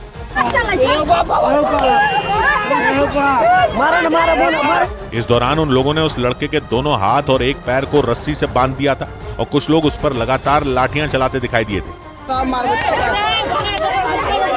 इतने से भी जब मन नहीं भरा तो वो लोग एक मोटी रस्सी ले आए, उससे उसे बांधा और फिर पिटाई का दूसरा राउंड शुरू कर दिया था। इस मारपीट का वीडियो हफ्ते भर बाद सामने आया और इसी वीडियो के आधार पर पुलिस ने जांच शुरू कर दी। वीडियो की मेरे भी संज्ञान में आया है, इसकी सत्ता की जांच की जा रही है। बताया गया कि उस लड़के ने मामूली विवाद में चाय बेचने वाले एक दुकानदार के सिर पर गोली चला दी थी और इसी के बाद वहां मौजूद लोग उस लड़के पर इतनी बुरी तरह भड़क गए थे कि उसे पीट कर अधमरा कर दिया था। इस बीच यूक्रेन ने ताबड़तोड़ ड्रोन हमलों में रूस के कई टैंकों को तबाह करने का दावा किया। यूक्रेन की सेना ने इस हमले का एक वीडियो भी जारी किया और उस वीडियो में दिखा कि ड्रोन हमले के बाद एक टैंक में जबरदस्त धमाका हो गया। बर्फीले इलाके में मौजूद उस टैंक के ऊपर आग का एक विशालकाय गोला नजर आया। इस हमले में वो टैंक पूरी तरह बर्बाद हो गया। यूक्रेन की सेना ने एक एक कर इसी तरह रूस के कई टैंकों के चीथड़े उड़ाने का दावा किया। यूक्रेन ने जो वीडियो जारी किया उसमें टैंकों पर हमले से ठीक पहले कुछ सैनिक भागते दिखे। यूक्रेन की सेना ने दावा किया कि उसके भीषण हमलों से डरे रूस के उन सैनिकों ने जंग का मैदान ही छोड़ दिया। हालांकि यूक्रेन की तरफ से ये नहीं बताया गया कि ये ड्रोन हमले कब और किस इलाके में किए गए। उधर आर्थिक मोर्चे पर जर्मनी ने जापान को पछाड़ दिया। जापान को पीछे छोड़ जर्मनी दुनिया की तीसरी सबसे बड़ी अर्थव्यवस्था वाला देश बन गया। इस मामले में अमेरिका पहले तो चीन दूसरे नंबर पर है। जापान 2010 तक दुनिया की दूसरी सबसे बड़ी अर्थव्यवस्था था, लेकिन तब चीन ने उसे पछाड़ दिया था। महाराष्ट्र में शरद पवार गुट को बड़ा झटका लगा। विधानसभा के स्पीकर राहुल नार्वेकर ने साफ कर दिया कि अजीत पवार गुट ही असली एनसीपी है, क्योंकि उसको 53 में 41 विधायकों का समर्थन हासिल है। प्रधानमंत्री नरेंद्र मोदी अगले एक हफ्ते में 7 एम्स अस्पतालों का शिलान्यास और लोकार्पण करेंगे। इसकी शुरुआत वो सुबह हरियाणा के रेवाड़ी से करेंगे, जहां एम्स अस्पताल की आधारशिला रखी जाएगी। स्वास्थ्य मंत्रालय के मुताबिक 7 दशकों में देश में सिर्फ 6 एम्स बनकर तैयार हुए, जबकि प्रधानमंत्री करीब एक हफ्ते में ही 7 एम्स का लोकार्पण या शिलान्यास करने वाले हैं। इधर उत्तर प्रदेश के शामली में बीच सड़क पर पिस्तौल तानकर कार सवार को धमकाने के आरोप में पुलिस ने एक लड़के को गिरफ्तार कर लिया। 3 दिन पहले उसकी इस हरकत का वीडियो वायरल हुआ था और उसकी वजह से पुलिस का काम आसान हो गया। और उस वीडियो में सड़क के बीचों बीच बाइक पर बैठा वो लड़का कार सवार लोगों को पिस्तौल तानकर डराता नजर आया। वीडियो में दिख रहे आरोपी का नाम शिवम निर्वाल बताया गया। जानकारी के मुताबिक किसी बात पर उसकी कार से जा रहे एक आदमी से बहस हो गई थी। इसके बाद आरोपी ने उसे डराने के लिए उस पर पिस्तौल तान दी थी। तभी पीछे से वहां एक दूसरी कार आ गई। बीच सड़क पर गाड़ी को रुका देख कार में बैठा एक आदमी बाहर निकला, लेकिन जैसे ही वो आगे पहुंचा शिवम ने उस पर भी पिस्तौल तान दी और उसे चुपचाप वहां से निकल जाने का इशारा करने लगा। इसके बाद वो आदमी अपनी कार में वापस आ गया। हालांकि थोड़ी ही देर में आरोपी वहां से चला गया था। इस घटना का वीडियो सोशल मीडिया पर वायरल होने के बाद पुलिस ने शिवम को गिरफ्तार कर लिया। मेरे से गलती होगी थी और मैं भविष्य में ऐसी गलती नहीं करने का। आगे से मेरी तरफ से कोई शिकायत नहीं। पुलिस ने शिवम के पास से उस लाइसेंसी पिस्तौल को भी बरामद कर लिया, जिसे तानकर वो कार सवार लोगों को डरा रहा था। इस बीच बिहार के नवादा में पिस्तौल के दम पर लूटपाट का डरा देने वाला एक मामला सामने आया। वहां एक बदमाश ने एक कुरियर कंपनी के दफ्तर से लाखों रुपए लूट लिए और इस घटना का जो वीडियो सामने आया उसमें दिखा कि वो बदमाश काले कपड़ों में उस कुरियर कंपनी के दफ्तर में दाखिल हुआ। उसने वहां मौजूद एक कर्मचारी को धमकाना शुरू कर दिया। इससे पहले कि वो कर्मचारी कुछ समझ पाता, बदमाश ने अपनी जेब से पिस्तौल निकाल ली। उसने हथियार के दम पर कुरियर कंपनी के उस कर्मचारी को डराया और उससे पैसों की मांग की। जान जोखिम में देख उस कर्मचारी ने बदमाश को पैसे रखने वाली अलमारी की चाबी दे दी। चाबी मिलने के बाद पहले तो बदमाश ने खुद अलमारी के दरवाजे खोले, लेकिन बाद में उस कर्मचारी से वहां रखे पैसे निकालने का इशारा किया। तस्वीरों में दिखा कि बदमाश ने नोटों की कई गड्डियां अपनी जैकेट में रख ली। इसके बाद उसने कर्मचारी के बाल खींचे और दफ्तर में तोड़फोड़ भी की। इस वारदात को अंजाम देने के बाद बड़े ही आराम से वो फरार हो गया। 2,18,000 शिकायत मिलने पर पुलिस आरोपी की तलाश में जुट गई। उधर ईरान ने मिसाइल दागकर इजरायल पर हमले का अभ्यास किया। कतर के टीवी चैनल अल जजीरा के मुताबिक ईरान ने लंबी दूरी तक मार करने वाली बैलिस्टिक मिसाइलों के साथ कई छोटी मिसाइलें एक साथ दागकर अपनी ताकत का प्रदर्शन किया। ईरान के इस युद्धाभ्यास को पश्चिम एशिया में बढ़ते तनाव के बीच जंग की तैयारी के तौर पर देखा गया, क्योंकि ईरान की सेना के युद्धाभ्यास का जो वीडियो सामने आया उसे देखकर ऐसा लगा मानो ईरान ने अपने दुश्मनों पर परमाणु बम गिरा दिया हो। तेज धमाके के साथ काले धुएं और धूल का गुबार आसमान में कई फीट ऊंचाई तक उठता दिखाई दिया। अल जजीरा के मुताबिक इस युद्धाभ्यास के लिए ईरान की सेना ने इजरायल के एक एयरबेस जैसा ढांचा तैयार किया। इसके बाद उसे अपनी मिसाइलों से उसने उड़ा दिया। ईरान की सेना की तरफ से जारी वीडियो में एक युद्धपोत की सतह से दागी गई मिसाइलें टारगेट पर गरजते हुए गिरती दिखी। इसके अलावा जमीन से जमीन पर मार करने वाली सैकड़ों मिसाइलों को भी ईरान की सेना ने एक साथ दागकर शक्ति प्रदर्शन किया, क्योंकि गाजा पर इजरायल की हमले की वजह से ईरान बुरी तरह भड़का हुआ है और वो इजरायल और अमेरिका को युद्ध की धमकी तक दे चुका है। अल जजीरा के मुताबिक ईरान अपने उन हथियारों की टेस्टिंग में जुटा है जिनकी मदद से इजरायल में तबाही लाई जा सके। इधर भीषण जंग के बीच इजरायल ने गाजा में हमास के एक और बड़े ठिकाने को तबाह करने का दावा कर दिया। बताया गया कि वहां छिपकर हमास के लड़ाके इजरायल की फौज पर हमले कर रहे थे, लेकिन नेतन्याहू की सेना को इसका पता चल गया और इजरायल की सेना ने रॉकेट गिराकर उस ठिकाने को मिट्टी में मिला दिया। इजरायल ने हमले का जो वीडियो जारी किया उसमें सेना गाजा के उस ठिकाने पर हमला करती नजर आई। वहां पहले कुछ देर तक एक सैनिक अपने हाथ में रॉकेट लॉन्चर लेकर खड़ा दिखाई दिया, जबकि उसके पीछे भी एक दूसरा सैनिक मौजूद रहा। इस बीच उस सैनिक ने रॉकेट लॉन्चर को खिड़की से बाहर निकाला और घात लगाकर उस ठिकाने की तरफ देखता रहा। इसके थोड़ी देर बाद उसने बिल्कुल सटीक निशाना लगाया और एक ही झटके में रॉकेट दागकर दुश्मन के ठिकाने को नेस्तनाबूद कर दिया। ऐसा लगा मानो लड़ाकू विमान से किसी बड़े इलाके पर एयर स्ट्राइक कर दी गई हो, क्योंकि हमले के बाद वहां से धधकती आग और काला धुआं उठता दिखाई दिया। बताया गया कि उस ठिकाने को हमास के लड़ाकों ने बेस कैंप बना रखा था। उधर लंबी बीमारी से थककर द नेदरलैंड्स के पूर्व प्रधानमंत्री ने इच्छा मृत्यु से अपने जीवन का अंत कर लिया। यूरोप के देश द नेदरलैंड्स के पूर्व प्रधानमंत्री द्रीस वन अख्त और उनकी पत्नी ने 93 साल की उम्र में इच्छा मृत्यु से दुनिया को अलविदा कह दिया। दोनों लंबे समय से बीमार चल रहे थे, इस वजह से उन्होंने इच्छा मृत्यु के जरिए प्राण त्याग दिए। द नेदरलैंड्स में साल 2000 में इच्छा मृत्यु को कानूनी मान्यता दे दी गई थी।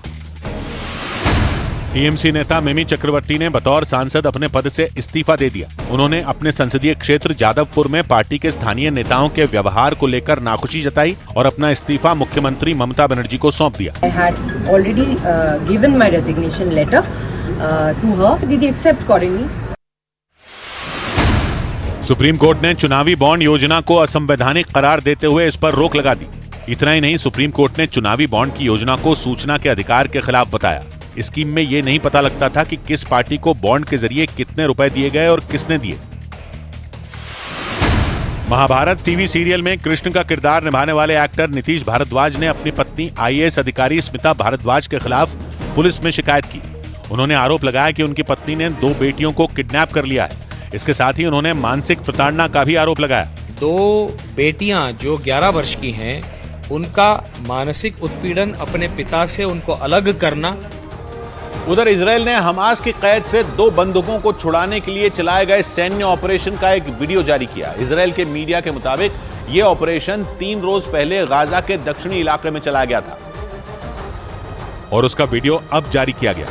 तस्वीरों में दिखा कि इजरायल के सैनिकों ने रात के वक्त एक इमारत पर धावा बोल दिया। यह वीडियो उस ऑपरेशन में शामिल एक सैनिक के हेलमेट में लगे कैमरे में रिकॉर्ड हुआ। उसमें दिखा कि इजरायल के सैनिकों ने सबसे पहले उस इमारत के अगले हिस्से में एक जोरदार विस्फोट किया और इसके बाद ताबड़तोड़ गोलियां चलानी शुरू कर दी। गोलियों की तड़तड़ाहट के बीच कई हैंड ग्रेनेड भी छोड़े गए थे। इसकी वजह से वहां इतने जोरदार धमाके हुए कि उनकी आवाज से पूरा इलाका दहल उठा।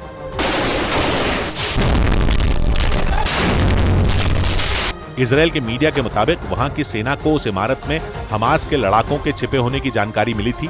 इसके बाद इजरायल के सैनिकों की एक टुकड़ी पूरी तैयारी के साथ वहां टूट पड़ी। दावा किया गया उन्होंने कुछ ही देर में वहां मौजूद हमास के लड़ाकों को मार गिराया। और इसके बाद जब इमारत की तलाशी ली गई तो उसकी दूसरी मंजिल पर उन्हें 2 बंधक भी मिले। इजराइल के मीडिया के मुताबिक उन दोनों लोगों को 7 अक्टूबर को हुए हमले के दौरान अगवा किया गया था और वो करीब 4.5 महीने बाद हमास की कैद से आजाद हुए। इस बीच इजराइल ने विस्फोटक ले जा रहे हमास के 3 लड़ाकों को ढेर करने का दावा किया। इजराइल की सेना के मुताबिक वो तीनों लड़ाके गाजा के खान यूनिस इलाके में एक मोटरसाइकिल के जरिए विस्फोटक ले जा रहे थे और इजराइल की सेना ने उसी वक्त आसमान से उन पर मिसाइल दाग दी, जिसकी वजह से उस मोटरसाइकिल के परखचे उड़ गए। इजराइल की सेना ने इससे जुड़ा एक वीडियो भी जारी किया। उस वीडियो में 2 लोग उस मोटरसाइकिल को धक्का लगाते नजर आए। इस दौरान उस मोटरसाइकिल पर भी एक आदमी सवार था जो उसे आगे की तरफ खींच रहा था। थोड़ी देर बाद जब वो एक पेड़ के पास पहुंचे, अचानक वहां जोरदार धमाका हो गया और उस मोटरसाइकिल के चिथड़े उड़ गए। चारों तरफ आग की लपटें फैल गईं और उससे निकला धुआं कई फीट तक ऊंचा उठता रहा। इजराइल की सेना ने दावा किया कि वो तीनों लोग हमास के लड़ाके थे और वो उस मोटरसाइकिल पर विस्फोटक लेकर जा रहे थे। ऐसे में जब इजराइल की सेना को इसकी खबर मिली तो उसने उस मोटरसाइकिल पर हमला कर दिया और वो तीनों लड़ाके ढेर हो गए। इधर उत्तर प्रदेश के मुरादाबाद में एक लड़की को अगवा करने के आरोप में लोगों ने एक लड़के की जमकर पिटाई कर दी। बताया गया कि वहां वो दोनों एसएसपी ऑफिस में अपना बयान दर्ज कराने पहुंचे थे, लेकिन उस लड़की के परिवार वालों को इसकी भनक लग गई और एसएसपी ऑफिस के बाहर उन्होंने उस लड़के की पिटाई कर दी, यहां तक कि उसकी शर्ट भी फाड़ दी। इस दौरान उनमें एक आदमी उसे चप्पल से पीटता नजर आया, जबकि 2 लोग उसे धक्के देते हुए एसएसपी ऑफिस के अंदर ले जाते दिखे। इस बीच वहां बड़ी संख्या में और लोग भी मौजूद रहे और वो हंगामा करते दिखाई दिए और कुछ लोग तो अपने मोबाइल फोन से मारपीट का वीडियो रिकॉर्ड करते दिखे। इसके बाद तो पूरी भीड़ एसएसपी ऑफिस के अंदर दाखिल हो गई और वो लड़का वहां पुलिस के सामने लड़की के परिवार वालों पर मारपीट का आरोप लगाता दिखाई दिया। इस दौरान वो लड़की भी वहां मौजूद रही जिसे अगवा करने के आरोप में उन लोगों ने उस लड़के की पिटाई की, लेकिन कुछ देर बाद वहां जोरदार हंगामा शुरू हो गया और पुलिस के खिलाफ भी नारेबाजी की गई। लड़की के परिवार वालों ने आरोप लगाया कि पुलिस ने उस लड़के के खिलाफ थाने में शिकायत नहीं दर्ज की, इसलिए वो लोग भड़क गए। इस बीच दिल्ली में एक तेज रफ्तार कार ने ऐसा कहर बरपाया कि लोगों की रूह कांप गई। वहां फुटपाथ पर चल रहे 2 छात्रों को एक कार ने इतनी जोरदार टक्कर मारी कि उनमें एक की जान चली गई और उस वीडियो में वो कार फुटपाथ से गुजर रहे 2 छात्रों को बुरी तरह रौंदती नजर आई। ये घटना दिल्ली के पटेल नगर इलाके की बताई गई। वीडियो में एक लड़का और एक लड़की फुटपाथ से गुजरते नजर आए, तभी उनके पीछे से एक नीले रंग की कार आती दिखाई दी और इससे पहले कि वो दोनों संभल पाते उस कार ने उन्हें जोरदार टक्कर मार दी।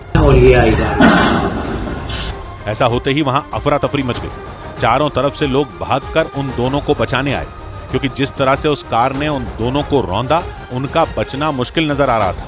इसलिए सड़क से गुजर रहे बाकी लोग भी फौरन उनकी मदद के लिए दौड़ पड़े, लेकिन तेज रफ्तार से आई उस कार की टक्कर इतनी जोरदार थी कि इस हादसे में उनमें एक छात्र की जान चली गई। और दिल्ली में हुआ यह इकलौता हादसा नहीं, बल्कि पटेल नगर की तरह ही दिल्ली के कीर्ति नगर में भी रफ्तार ने इसी तरह का कहर बरपाया। वहां 2 कारों के बीच हुई जोरदार टक्कर ने पूरे इलाके में हड़कंप मचा दिया, क्योंकि दोनों कारों के बीच हुई टक्कर इतनी जोरदार थी कि लोग घबरा गए। इस घटना का जो वीडियो सामने आया उसमें सिल्वर रंग की एक कार गली से निकलकर सड़क की तरफ मुड़ती दिखी, लेकिन तभी पीछे से आ रही एक काले रंग की कार ने उसे जोरदार टक्कर मार दी। पीछे से आई कार की रफ्तार ज्यादा थी और इसका असर यह हुआ कि वो सिल्वर रंग की कार से टकराते ही पलट गई। इसके बाद जो हुआ, ब्रेक के बाद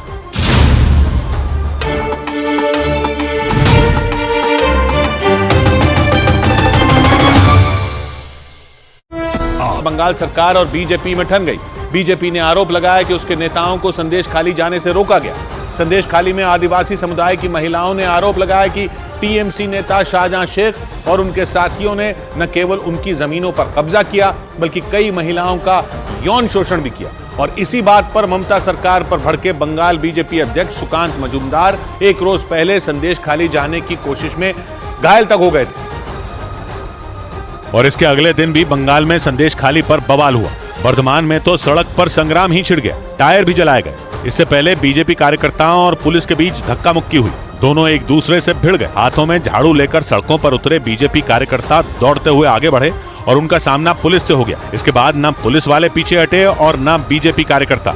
बर्धमान में बीजेपी के लोग एसपी दफ्तर का घेराव करने सड़कों पर उतरे, लेकिन पुलिस ने उनका रास्ता रोका और हंगामा शुरू हो गया। धक्का मुक्की के बीच एक महिला जमीन पर बैठ गई। बहुत देर तक हंगामा होने के बाद बाकी प्रदर्शनकारी भी सड़क पर धरना देने बैठ गए और नारेबाजी की। इन लोगों को रोकने के लिए पुलिस ने बैरिकेडिंग भी की। बीजेपी कार्यकर्ताओं ने बैरिकेड तोड़ने की कोशिश की और इसके बाद पुलिस ने वाटर कैनन का इस्तेमाल किया और एसपी दफ्तर का घेराव करने पहुंचे लोगों पर पानी की बौछार कर दी। पानी की मोटी धार में भीगकर लोग थोड़े बिखरे, लेकिन थोड़ी ही देर बाद वो फिर इकट्ठा हुए। पानी में भीगते ये लोग नारे लगाते रहे और सड़क पर डटे रहे। वाटर कैनन के इस्तेमाल के बीच कई प्रदर्शनकारी सड़क पर भी बैठे दिखे। बीजेपी कार्यकर्ताओं को भिगोने से पहले पुलिस ने उन्हें रोकने के लिए अपना पूरा दम लगा दिया। उन्हें पूरी ताकत से रोका गया। लगातार लाउडस्पीकर से उन्हें पीछे हटने के लिए कहा गया। संदेश खाली के मुद्दे पर बंगाल के कई शहर इसी तरह सुलगे, क्योंकि उसके नेताओं को संदेश खाली जाने से रोक दिया गया। संदेश खाली का नाम पिछले महीने तब चर्चा में आया था जब वहां टीएमसी नेता शाहजहां शेख के घर पर छापा मारने पहुंची ईडी की टीम पर हमला हो गया था। इसके बाद से शाहजहां शेख की तलाश चल रही है। आदिवासी समुदाय के शाहजहां शेख और उनके करीबियों पर गंभीर आरोप लगाने के बाद तो मामले ने और तूल पकड़ लिया और बंगाल के कई शहरों में बीजेपी कार्यकर्ता सड़कों पर उतर आए। सिलीगुड़ी में भी एसपी दफ्तर के घेराव की कोशिश हुई। वहां बैरिकेड के आगे और पीछे दोनों तरफ पुलिस वाले खड़े हो गए और बीजेपी कार्यकर्ताओं को धक्का देते हुए पीछे हटाया। कुछ लोगों को खींचकर हटाया गया। इस चक्कर में झड़प भी हो गई। कुछ लोग तो पुलिस से भिड़ गए। उन्होंने पूरा दम लगाया। एक बार तो लगा कि वो पुलिस का सुरक्षा घेरा तोड़कर आगे बढ़ जाएंगे। एक कार्यकर्ता तो पुलिस वालों के बीच घुस भी गया, लेकिन ऐसा करते ही वो पुलिस के हाथ लग गया। कई पुलिस वालों ने उसे घेर लिया और फिर जबरदस्ती उसे पीछे धक्का दे दिया। सिलीगुड़ी में यह हंगामा बहुत देर तक चला। कई बार बात पुलिस के हाथ से निकलती भी दिखी। इसके बाद पुलिस वालों ने पूरी ताकत से इन लोगों को पीछे हटाया।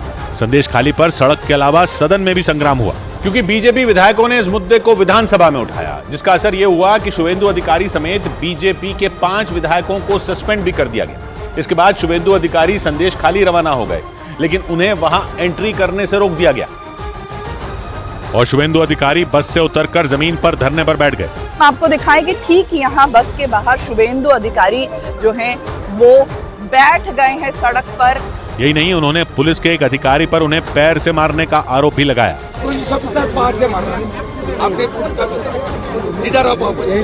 संदेश खाली में धारा 144 लगाई गई है, इसलिए नियमों का ध्यान रखते हुए शुवेंदु और बीजेपी के 3 विधायक ही वहां जाने के लिए निकले, लेकिन संदेश खाली की सीमाओं पर कड़ी सुरक्षा ने उनका रास्ता रोक दिया।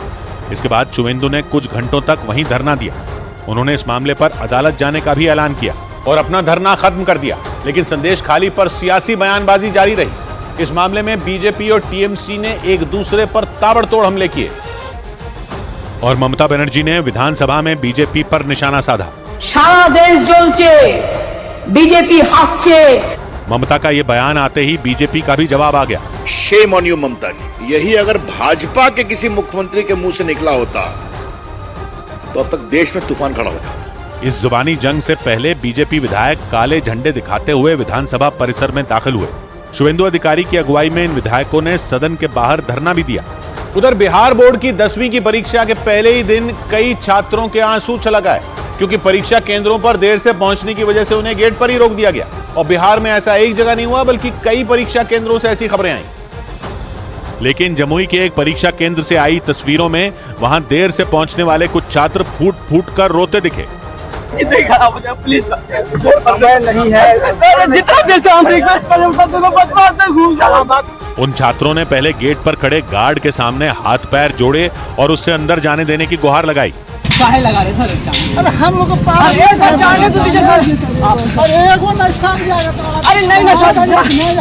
छात्रों की लाख मिन्नतों के बाद भी उस गार्ड ने गेट नहीं खोला। इस बीच एक पुलिस टीम उस परीक्षा केंद्र का मुआयना करने आई और वो छात्र उसके सामने भी रोते बिलखते अंदर भेजे जाने की मांग करते दिखे।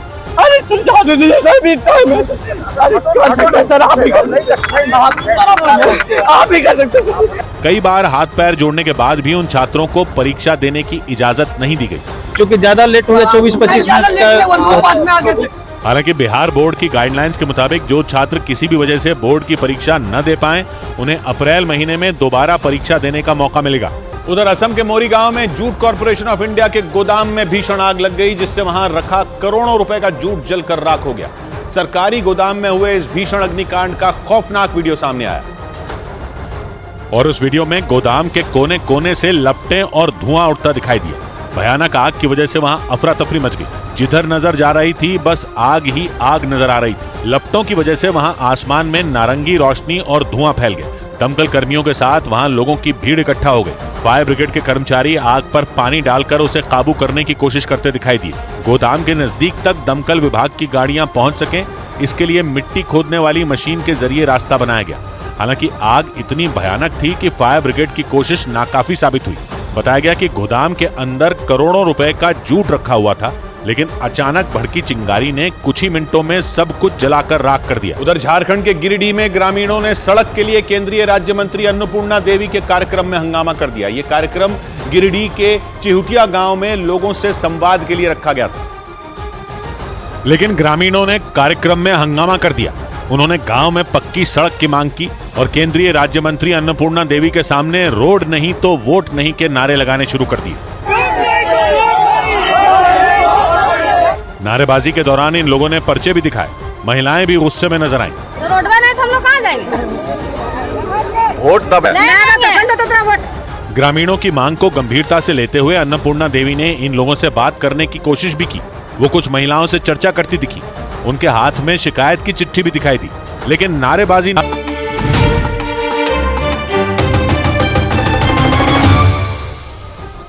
दिल्ली के कीर्तिनगर इलाके में एक भयानक हादसा हो गया। वहां दो कारों के बीच हुई जोरदार टक्कर ने पूरे इलाके में हड़कंप मचा दिया, क्योंकि दोनों कारों के बीच हुई टक्कर इतनी जोरदार थी कि लोग घबरा गए।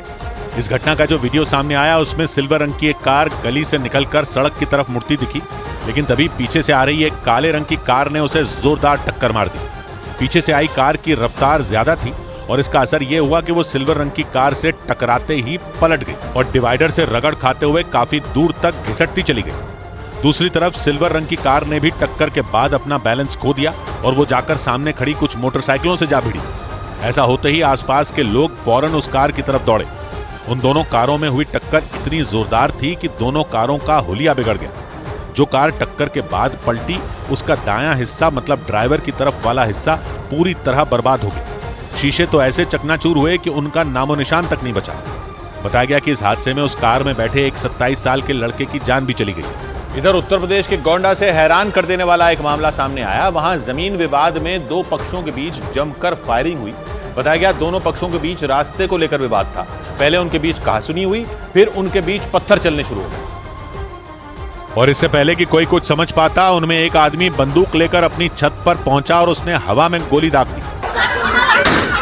हालांकि उस घर के सामने खड़े दूसरे पक्ष के लोग इससे जरा भी नहीं डरे, बल्कि उन्होंने पत्थरों की बारिश और तेज कर दी। पुलिस के मुताबिक मुस्तकीम और हाफिज नाम के दो लोगों के बीच एक सड़क की वजह से बहस हुई। बहस बढ़ी तो दोनों तरफ से पत्थर चलने लगे और फिर वहां गोलियां चलने की नौबत आ गई। हालांकि इस मामले में पुलिस ने दोनों ही आरोपियों को गिरफ्तार कर लिया। साथ ही मुस्तकीम नाम के उस आरोपी के हथियार का लाइसेंस भी रद्द कर दिया गया। हाफिज और मुस्तकीम को हिरासत में ले लिया, बंदूक जब्त कर ली। पुलिस के मुताबिक दोनों पक्षों के बीच पहले भी इस बात पर कहासुनी हो चुकी थी, लेकिन इस बार बात इतनी बिगड़ गई कि वो लोग मरने मारने पर उतारू हो गए। उधर अमेरिका के सैन फ्रांसिस्को में उस वक्त हंगामा खड़ा हो गया जब कुछ लोगों ने एक सेल्फ ड्राइविंग कार को आग के हवाले कर दिया। सेल्फ ड्राइविंग कार बिना ड्राइवर के चलने वाली ऑटोमेटिक कार होती है जो पूरी तरह टेक्नोलॉजी पर निर्भर है, और उन लोगों ने ऐसी ही एक कार को आग के हवाले कर दिया। इसका जो वीडियो सामने आया उसमें कुछ लोग उस कार को घेर कर खड़े नजर आए। उन लोगों ने एक एक कर उस कार के सारे शीशे तोड़ दिए। इसके बाद उस कार को पटाखों से भर दिया गया और उसमें आग लगा दी। इसकी वजह से वहां अफरा तफरी मच गई और उस कार से उठ रहे काले धुएं ने लोगों को डरा दिया। बताया गया कि ऐसी ही एक सेल्फ ड्राइविंग कार ने कुछ दिनों पहले एक साइकिल सवार को टक्कर मार दी थी। इसके बाद बिना ड्राइवर के चलने वाली गाड़ियों के खिलाफ लोगों का गुस्सा फूट पड़ा और उन्होंने इसे लोगों की जान के लिए खतरा बता दिया। ऐसे में जब लोगों ने बाजार में सेल्फ ड्राइविंग कार को देखा तो उनका गुस्सा सातवें आसमान पर पहुंच गया और उन्होंने उसे आग के हवाले कर दिया। इस बीच लंदन में पिछले साल सरेआम एक आदमी पर हुए हमले की घटना एक बार फिर चर्चा में आ गई। वहां की पुलिस ने 7 महीने बाद उस हमले से जुड़ा एक वीडियो जारी किया जिसे देखकर लोग दंग रह गए। क्योंकि उस वीडियो में एक आरोपी बीच सड़क पर उस आदमी पर चाकू से हमला करता दिखाई दिया। जिस वक्त वो आरोपी चाकू दिखाकर उसे धमका रहा था, वहां पास के एक रेस्टोरेंट में करीब 10 पुलिसकर्मी बैठे थे। उन्होंने उस आरोपी को देख लिया और वो फौरन भागकर वहां आ गए। इतने पुलिसकर्मियों को एक साथ अपनी तरफ आते देख वो आरोपी पीछे हट गया। उसने वहां से भागने की कोशिश भी की, लेकिन उन पुलिसकर्मियों ने उसे चारों तरफ से घेर लिया। इसके बाद भी वो बाज नहीं आया। उसने उन पुलिसकर्मियों को भी चाकू दिखाकर डराने की कोशिश की, लेकिन सामने से आ रहे एक पुलिसकर्मी ने उसे दबोच लिया। इसके बाद उसे गिरफ्तार कर लिया गया। जुलाई 2023 को हुई यह घटना एक बार फिर इसलिए चर्चा में आ गई क्योंकि एक दिन पहले उस आरोपी को 8 महीने की सजा सुना दी गई। उधर ब्रेकिंग न्यूज आ रही है दिल्ली से। वहां अलीपुर इलाके में पेंट की अवैध फैक्ट्री में आग लगने की वजह से 3 लोगों की मौत हो गई। कई लोग आग में झुलसने की वजह से घायल हो गए। पेंट फैक्ट्री से भड़की आग ने आसपास के कई मकानों और दुकानों को भी अपनी चपेट में ले लिया। आग की भयावहता का अंदाजा इस बात से लगाया जा सकता है कि वहां फायर ब्रिगेड की 22 गाड़ियां आग बुझाने में जुटी हैं। कई घंटों के बाद भी आग को बुझाया नहीं जा सका है। दीपक हमारे साथ जुड़ रहे हैं। दीपक, अब भी आग लगी हुई है? बिल्कुल किशोर, अभी भी आग लगी हुई है और दमकल विभाग का कहना है कि आग कंट्रोल पर है, लेकिन जो गाड़ियां हैं वो अभी भी काम कर रही हैं क्योंकि जगह जगह पर अगर धुआं सुलगता है तो उसको कंट्रोल किया जा सकता है। और जो सर्चिंग है वो अभी भी की जा रही है क्योंकि 3 लोगों की बॉडीज को वहां से निकाला हुआ है जो जली हालत में थे। और उसके बाद अभी दमकल का ये कहना है कि अभी सर्चिंग अभियान जारी है। कोई ये नहीं कहा जा सकता कि ये मजदूर है या फिर ये कौन है। किशोर, शुक्रिया दीपक आपका। उधर खबर है कि थाईलैंड की सरकार ने विदेशी नागरिकों के लिए नया कानून लाने की तैयारी कर ली। थाईलैंड में जल्द ही वहां की सरकार विदेशी पर्यटकों के लिए एक नई योजना लाने की तैयारी में है। इसके तहत विदेशी सैलानियों को 14,000 अमेरिकी डॉलर यानी भारतीय रुपयों में करीब 12 लाख रुपए का मेडिकल इंश्योरेंस मिल सकेगा। थाईलैंड में हर साल लाखों की संख्या में दुनिया भर से पर्यटक पहुंचते हैं।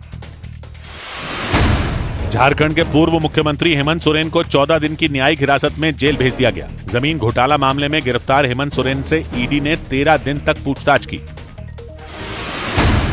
यूएई के बाद कतर पहुंचे प्रधानमंत्री नरेंद्र मोदी ने वहां के प्रधानमंत्री शेख मोहम्मद बिन अब्दुल रहमान अल थानी से मुलाकात की। इस दौरान दोनों नेताओं ने भारत और कतर के बीच संबंधों को मजबूत बनाने पर चर्चा की।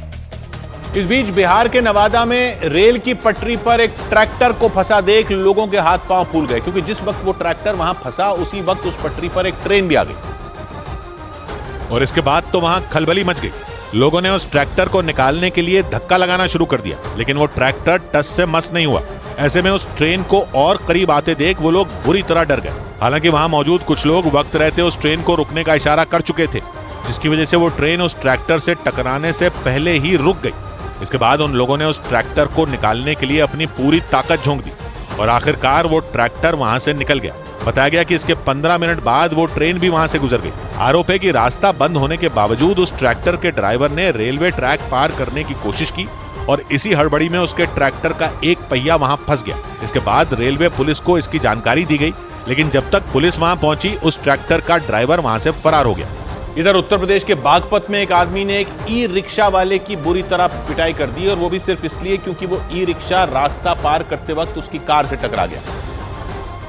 और इसी बात पर भड़के उस आदमी ने ई रिक्शा वाले की सरेआम धुनाई कर दी। इस दौरान वो लगातार रहम की भीख मांगता रहा, लेकिन उसने उसकी एक नहीं सुनी और उसका गिरबान पकड़ लिया। लेकिन वो यही नहीं रुका, उसने उस ई रिक्शा वाले के गले से उसकी शॉल उतारी और ई रिक्शा के आगे वाले पहिए में बांध दी ताकि वो अपना रिक्शा लेकर वहां से चला न जाए। उस आदमी को रोकने के लिए वो ई रिक्शा वाला उसके पैरों में गिर गया, लेकिन उस पर उसका कोई असर नहीं हुआ। बीच सड़क पर जारी इस हंगामे को देखकर वहां लोगों की भीड़ जमा हो गई। इसके बाद पुलिस भी वहां पहुंच गई और मामला शांत करवाया। बताया गया कि रास्ता पार करते हुए वो ई रिक्शा उस आदमी की कार से टकरा गया था।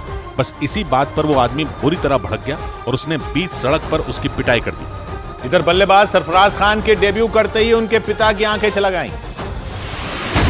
बल्लेबाज सरफराज खान के तीसरे टेस्ट मैच में डेब्यू करते ही राजकोट स्टेडियम में मौजूद उनके पिता भावुक होकर रोने लगे। बाद में ये तस्वीरें सोशल मीडिया पर वायरल हो गईं।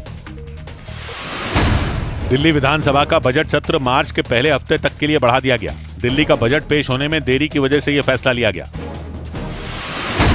दिल्ली के प्रगति मैदान में केंद्रीय मंत्री अनुराग ठाकुर ने ब्रॉडकास्ट तकनीक पर अंतर्राष्ट्रीय स्तर के सम्मेलन BES एक्सपो एंड कॉन्फ्रेंस का उद्घाटन किया। इस दौरान नई और उभरती हुई ब्रॉडकास्ट टेक्नोलॉजी का प्रदर्शन किया गया। ब्रेकिंग न्यूज महाराष्ट्र के सोलापुर से। वहां सोलापुर धुले हाईवे पर मराठा आरक्षण के लिए आंदोलन के दौरान हिंसा की खबर है। बताया जा रहा है कि वहां कुछ आंदोलनकारियों ने एक बस पर पथराव कर दिया। आरोप लगाया गया कि आंदोलनकारियों ने बस में आग लगाने की भी कोशिश की। इस घटना के बाद हाईवे पर भारी जाम लगा हुआ है। सैकड़ों गाड़ियों की कतार हाईवे पर मौजूद है, लेकिन पुलिस की कार्रवाई की वजह से वो ऐसा नहीं कर पाए। मराठा समुदाय के लिए आरक्षण की मांग को लेकर मनोज जरांगे पाटिल एक बार फिर आमरण अनशन पर बैठे हुए हैं। दिवाकर सिंह हमारे साथ जुड़ रहे हैं। दिवाकर, क्या खबर आ रही है वहां से?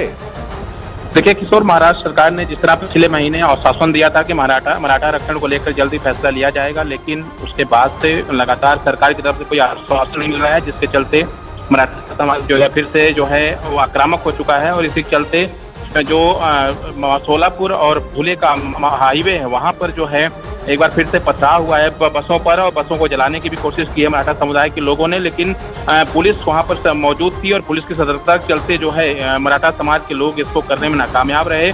लेकिन फिलहाल जिस तरह से मनोज जरांगे पाटिल आमरण अनशन पर बैठे हुए हैं, उससे उनकी स्थिति लगातार बिगड़ती जा रही है और मराठा समाज उसको लेकर लगातार आक्रामक है। शुक्रिया दिवाकर आपका। इधर उत्तर प्रदेश के हरदोई में मामूली विवाद में कुछ दबंगों ने एक मकान पर हमला कर दिया। उन्होंने मकान पर ईंट और पत्थर बरसाए। इस हमले की वजह से उस मकान में रहने वाला परिवार बुरी तरह सहम गया, क्योंकि 5 से 6 की संख्या में पहुंचे दबंगों ने मकान पर करीब आधे घंटे तक बिना रुके पथराव किया। उनकी गुंडागर्दी उस मकान में लगे सीसीटीवी कैमरे में रिकॉर्ड हो गई, जिसमें सबसे पहले एक मोटरसाइकिल से एक लड़का तेजी से आता दिखाई दिया। वो इतनी जल्दबाजी में था कि घर के बाहर मोटरसाइकिल को स्टैंड पर खड़ा किए बिना ही घर में घुस गया। इसके तुरंत बाद पीछे से 3-4 लोग हाथों में डंडे लेकर दौड़ते हुए वहां पहुंचे और उस मकान पर पथराव शुरू कर दिया। पथराव कर रहे दबंगों ने उस मकान के बाहर गिरी मोटरसाइकिल पर भी ईंट और पत्थर से हमला किया। मकान में रहने वाले रमीज नाम के लड़के ने थाने में 9 लोगों के खिलाफ मामला दर्ज कराया। रमीज ने बताया कि सभी आरोपियों ने उसे रास्ते में रोककर मारपीट की और 20,000 रुपए छीन लिए। इसके बाद जब वो जान बचाकर अपने घर पहुंचा तो वो वहां भी पहुंच गए। उधर राजकोट में भारत और इंग्लैंड के बीच खेले जा रहे तीसरे टेस्ट के पहले दिन कप्तान रोहित शर्मा और रविंद्र जडेजा ने शानदार शतक लगाकर इंग्लैंड की टीम को बैकफुट पर धकेल दिया। टीम इंडिया ने टॉस जीतकर पहले बल्लेबाजी का फैसला किया और थोड़ी ही देर में पहले बल्लेबाजी करने का फैसला उल्टा पड़ता हुआ दिखाई देने लगा, क्योंकि महज 10 रन बनाकर यशस्वी जायसवाल मार्क वुड का शिकार बन गए। शुभमन गिल तो बिना खाता खोले ही विकेटकीपर को कैच थमा बैठे। संकट और गहरा गया जब रजत पाटीदार भी 5 रन बनाकर हाटले के विकेट थमा बैठे। सिर्फ 33 रन पर टीम इंडिया के 3 विकेट गिर चुके थे, लेकिन कप्तान रोहित शर्मा और रविंद्र जडेजा ने लंबी साझेदारी कर टीम इंडिया की मैच में वापसी करवा दी। दाएं और बाएं हाथ के बल्लेबाजों की इस जोड़ी ने इंग्लैंड के गेंदबाजों को खुशी मनाने का कोई मौका नहीं दिया। दोनों बल्लेबाजों के बीच चौथे विकेट के लिए 204 रन की साझेदारी हुई। ये साझेदारी तब टूटी जब रोहित शर्मा मार्क वुड की एक छोटी गेंद पर आउट हो गए। रोहित शर्मा ने आउट होने से पहले 196 गेंदों पर 131 रन बनाए, जिनमें उन्होंने 14 चौके और 3 छक्के लगाए। और दूसरे छोर पर रविंद्र जडेजा भी मैदान के चारों तरफ शॉट खेलकर इंग्लैंड की मुश्किल बढ़ाते रहे। रविंद्र जडेजा दिन का खेल खत्म होने तक क्रीज पर टिके रहे और अपने होम ग्राउंड पर खेलते हुए उन्होंने टेस्ट करियर का चौथा शतक जड़ दिया। रविंद्र जडेजा 9 चौकों और 2 छक्कों की मदद से 212 गेंदों पर 110 रन बना चुके हैं। रविंद्र जडेजा ने डेब्यू करने वाले सरफराज खान के साथ भी 5वें विकेट के लिए 77 रन की साझेदारी की। इन 77 रनों में अकेले सरफराज खान ने ही 62 रन जोड़ दिए। आक्रामक अंदाज में खेलते हुए उन्होंने 9 चौके और 1 छक्का जड़ा। मार्क वुड के एक डायरेक्ट हिट के कारण सरफराज खान रन आउट हो गए और उन्हें पवेलियन लौटना पड़ा। दिन का खेल खत्म होने तक टीम इंडिया ने 5 विकेट पर 326 रन बना लिए और रविंद्र जडेजा के साथ कुलदीप यादव भी क्रीज पर टिके रहे। इधर T20 विश्व कप के लिए भारतीय टीम के कप्तान का नाम फाइनल हो गया। अमेरिका और वेस्टइंडीज में इस साल होने वाले क्रिकेट T20 वर्ल्ड कप में टीम इंडिया के कप्तान रोहित शर्मा होंगे। इस बात की घोषणा BCCI के सचिव जय शाह ने की। उन्होंने ये भी जानकारी दी कि इस टूर्नामेंट में हार्दिक पांड्या टीम के उपकप्तान होंगे। ब्रिटेन के क्रिकेटर रिजवान जावेद पर ICC ने 17.5 साल का बैन लगा दिया। उन पर 2021 में अबू धाबी T10 लीग के दौरान मैच फिक्स करने के आरोप लगे थे। पाकिस्तान क्रिकेट बोर्ड ने तेज गेंदबाज हारिस रऊफ के सेंट्रल कॉन्ट्रैक्ट को रद्द कर दिया। इतना ही नहीं, उन्हें 30 जून तक किसी भी विदेशी लीग में खेलने की मंजूरी भी नहीं दी जाएगी। हारिस रऊफ को ऑस्ट्रेलिया दौरे के लिए टेस्ट टीम में चुना गया था, लेकिन उन्होंने बाद में अपना नाम वापस ले लिया था। मजबूत ग्लोबल संकेतों के बीच भारतीय शेयर बाजार में लगातार तीसरे दिन बढ़त देखने को मिली। इस दौरान सबसे ज्यादा तेजी auto, PSU bank, metal, realty, oil and gas और पावर सेक्टर के शेयरों में रही, जिससे बॉम्बे स्टॉक एक्सचेंज का सेंसेक्स 227 अंक चढ़कर 72,050 पर बंद हुआ, जबकि निफ्टी 70 अंकों की बढ़त के साथ 21,910 के स्तर पर पहुंच गया। इधर मध्य प्रदेश के इंदौर से सामने आए चेन स्नैचिंग के एक वीडियो की चर्चा पूरे शहर में होने लगी, क्योंकि जिस महिला पर हमला किया गया वो बिना डरे अकेले ही बदमाशों से भिड़ गई। और उस वीडियो में दिखा कि पहले तो वो दोनों बदमाश मोटरसाइकिल से उस महिला का पीछा करते हुए एक मोड़ पर रुक गए। इसके बाद उन्होंने फोन पर बात करती उस महिला के आगे जाने का इंतजार किया। इसके बाद जैसे ही वो महिला उनसे महज 2 कदम आगे निकली, पीछे बैठे बदमाश ने फौरन उस महिला के गले में मौजूद चेन पर झपट्टा मार दिया। झपट्टा भी ऐसा कि वो महिला पूरी तरह हिल गई। इस दौरान उसका साथी मोटरसाइकिल के साथ तैयार नजर आया। उसे उम्मीद थी कि उसका दोस्त उस महिला के गले से एक झटके में चेन खींच लेगा और फिर वो दोनों फरार हो जाएंगे, लेकिन ऐसा हुआ नहीं, क्योंकि उस बदमाश ने जितनी ताकत से झपट्टा मारा उतनी ही ताकत उस महिला ने उसे रोकने में लगा दी। इसका असर यह हुआ कि उस बदमाश के 2-3 बार कोशिश करने के बावजूद उसे कामयाबी नहीं मिली, और जब वो बदमाश इसमें पूरी तरह नाकाम रहा तो पकड़े जाने के डर से वहां से भाग निकला। इस बीच महाराष्ट्र के पालघर के लोग उस वक्त हैरत में पड़ गए जब एक स्कूटर ने मोटरसाइकिल सवार को जोरदार टक्कर मार दी, और ये टक्कर इतनी तेज थी कि उस मोटरसाइकिल पर सवार दोनों लोग एक गहरे नाले में जा गिरे। इसके बाद सड़क किनारे मौजूद दूसरे लोग घबरा गए, क्योंकि टक्कर लगते ही वो मोटरसाइकिल सड़क के किनारे गिर गई और उस पर सवार दोनों लोग उछलकर नाले में गिर गए। टक्कर मारने के बाद वो स्कूटर सवार भी सड़क पर गिरते गिरते बचा। इस दौरान वो कुछ देर तक वहां रुका रहा और नाले में गिरे उन दोनों लोगों की तरफ देखा। वो दोनों लोग नाले से बाहर निकलने की कोशिश कर ही रहे थे कि तभी वो स्कूटर सवार तेजी से भाग निकला।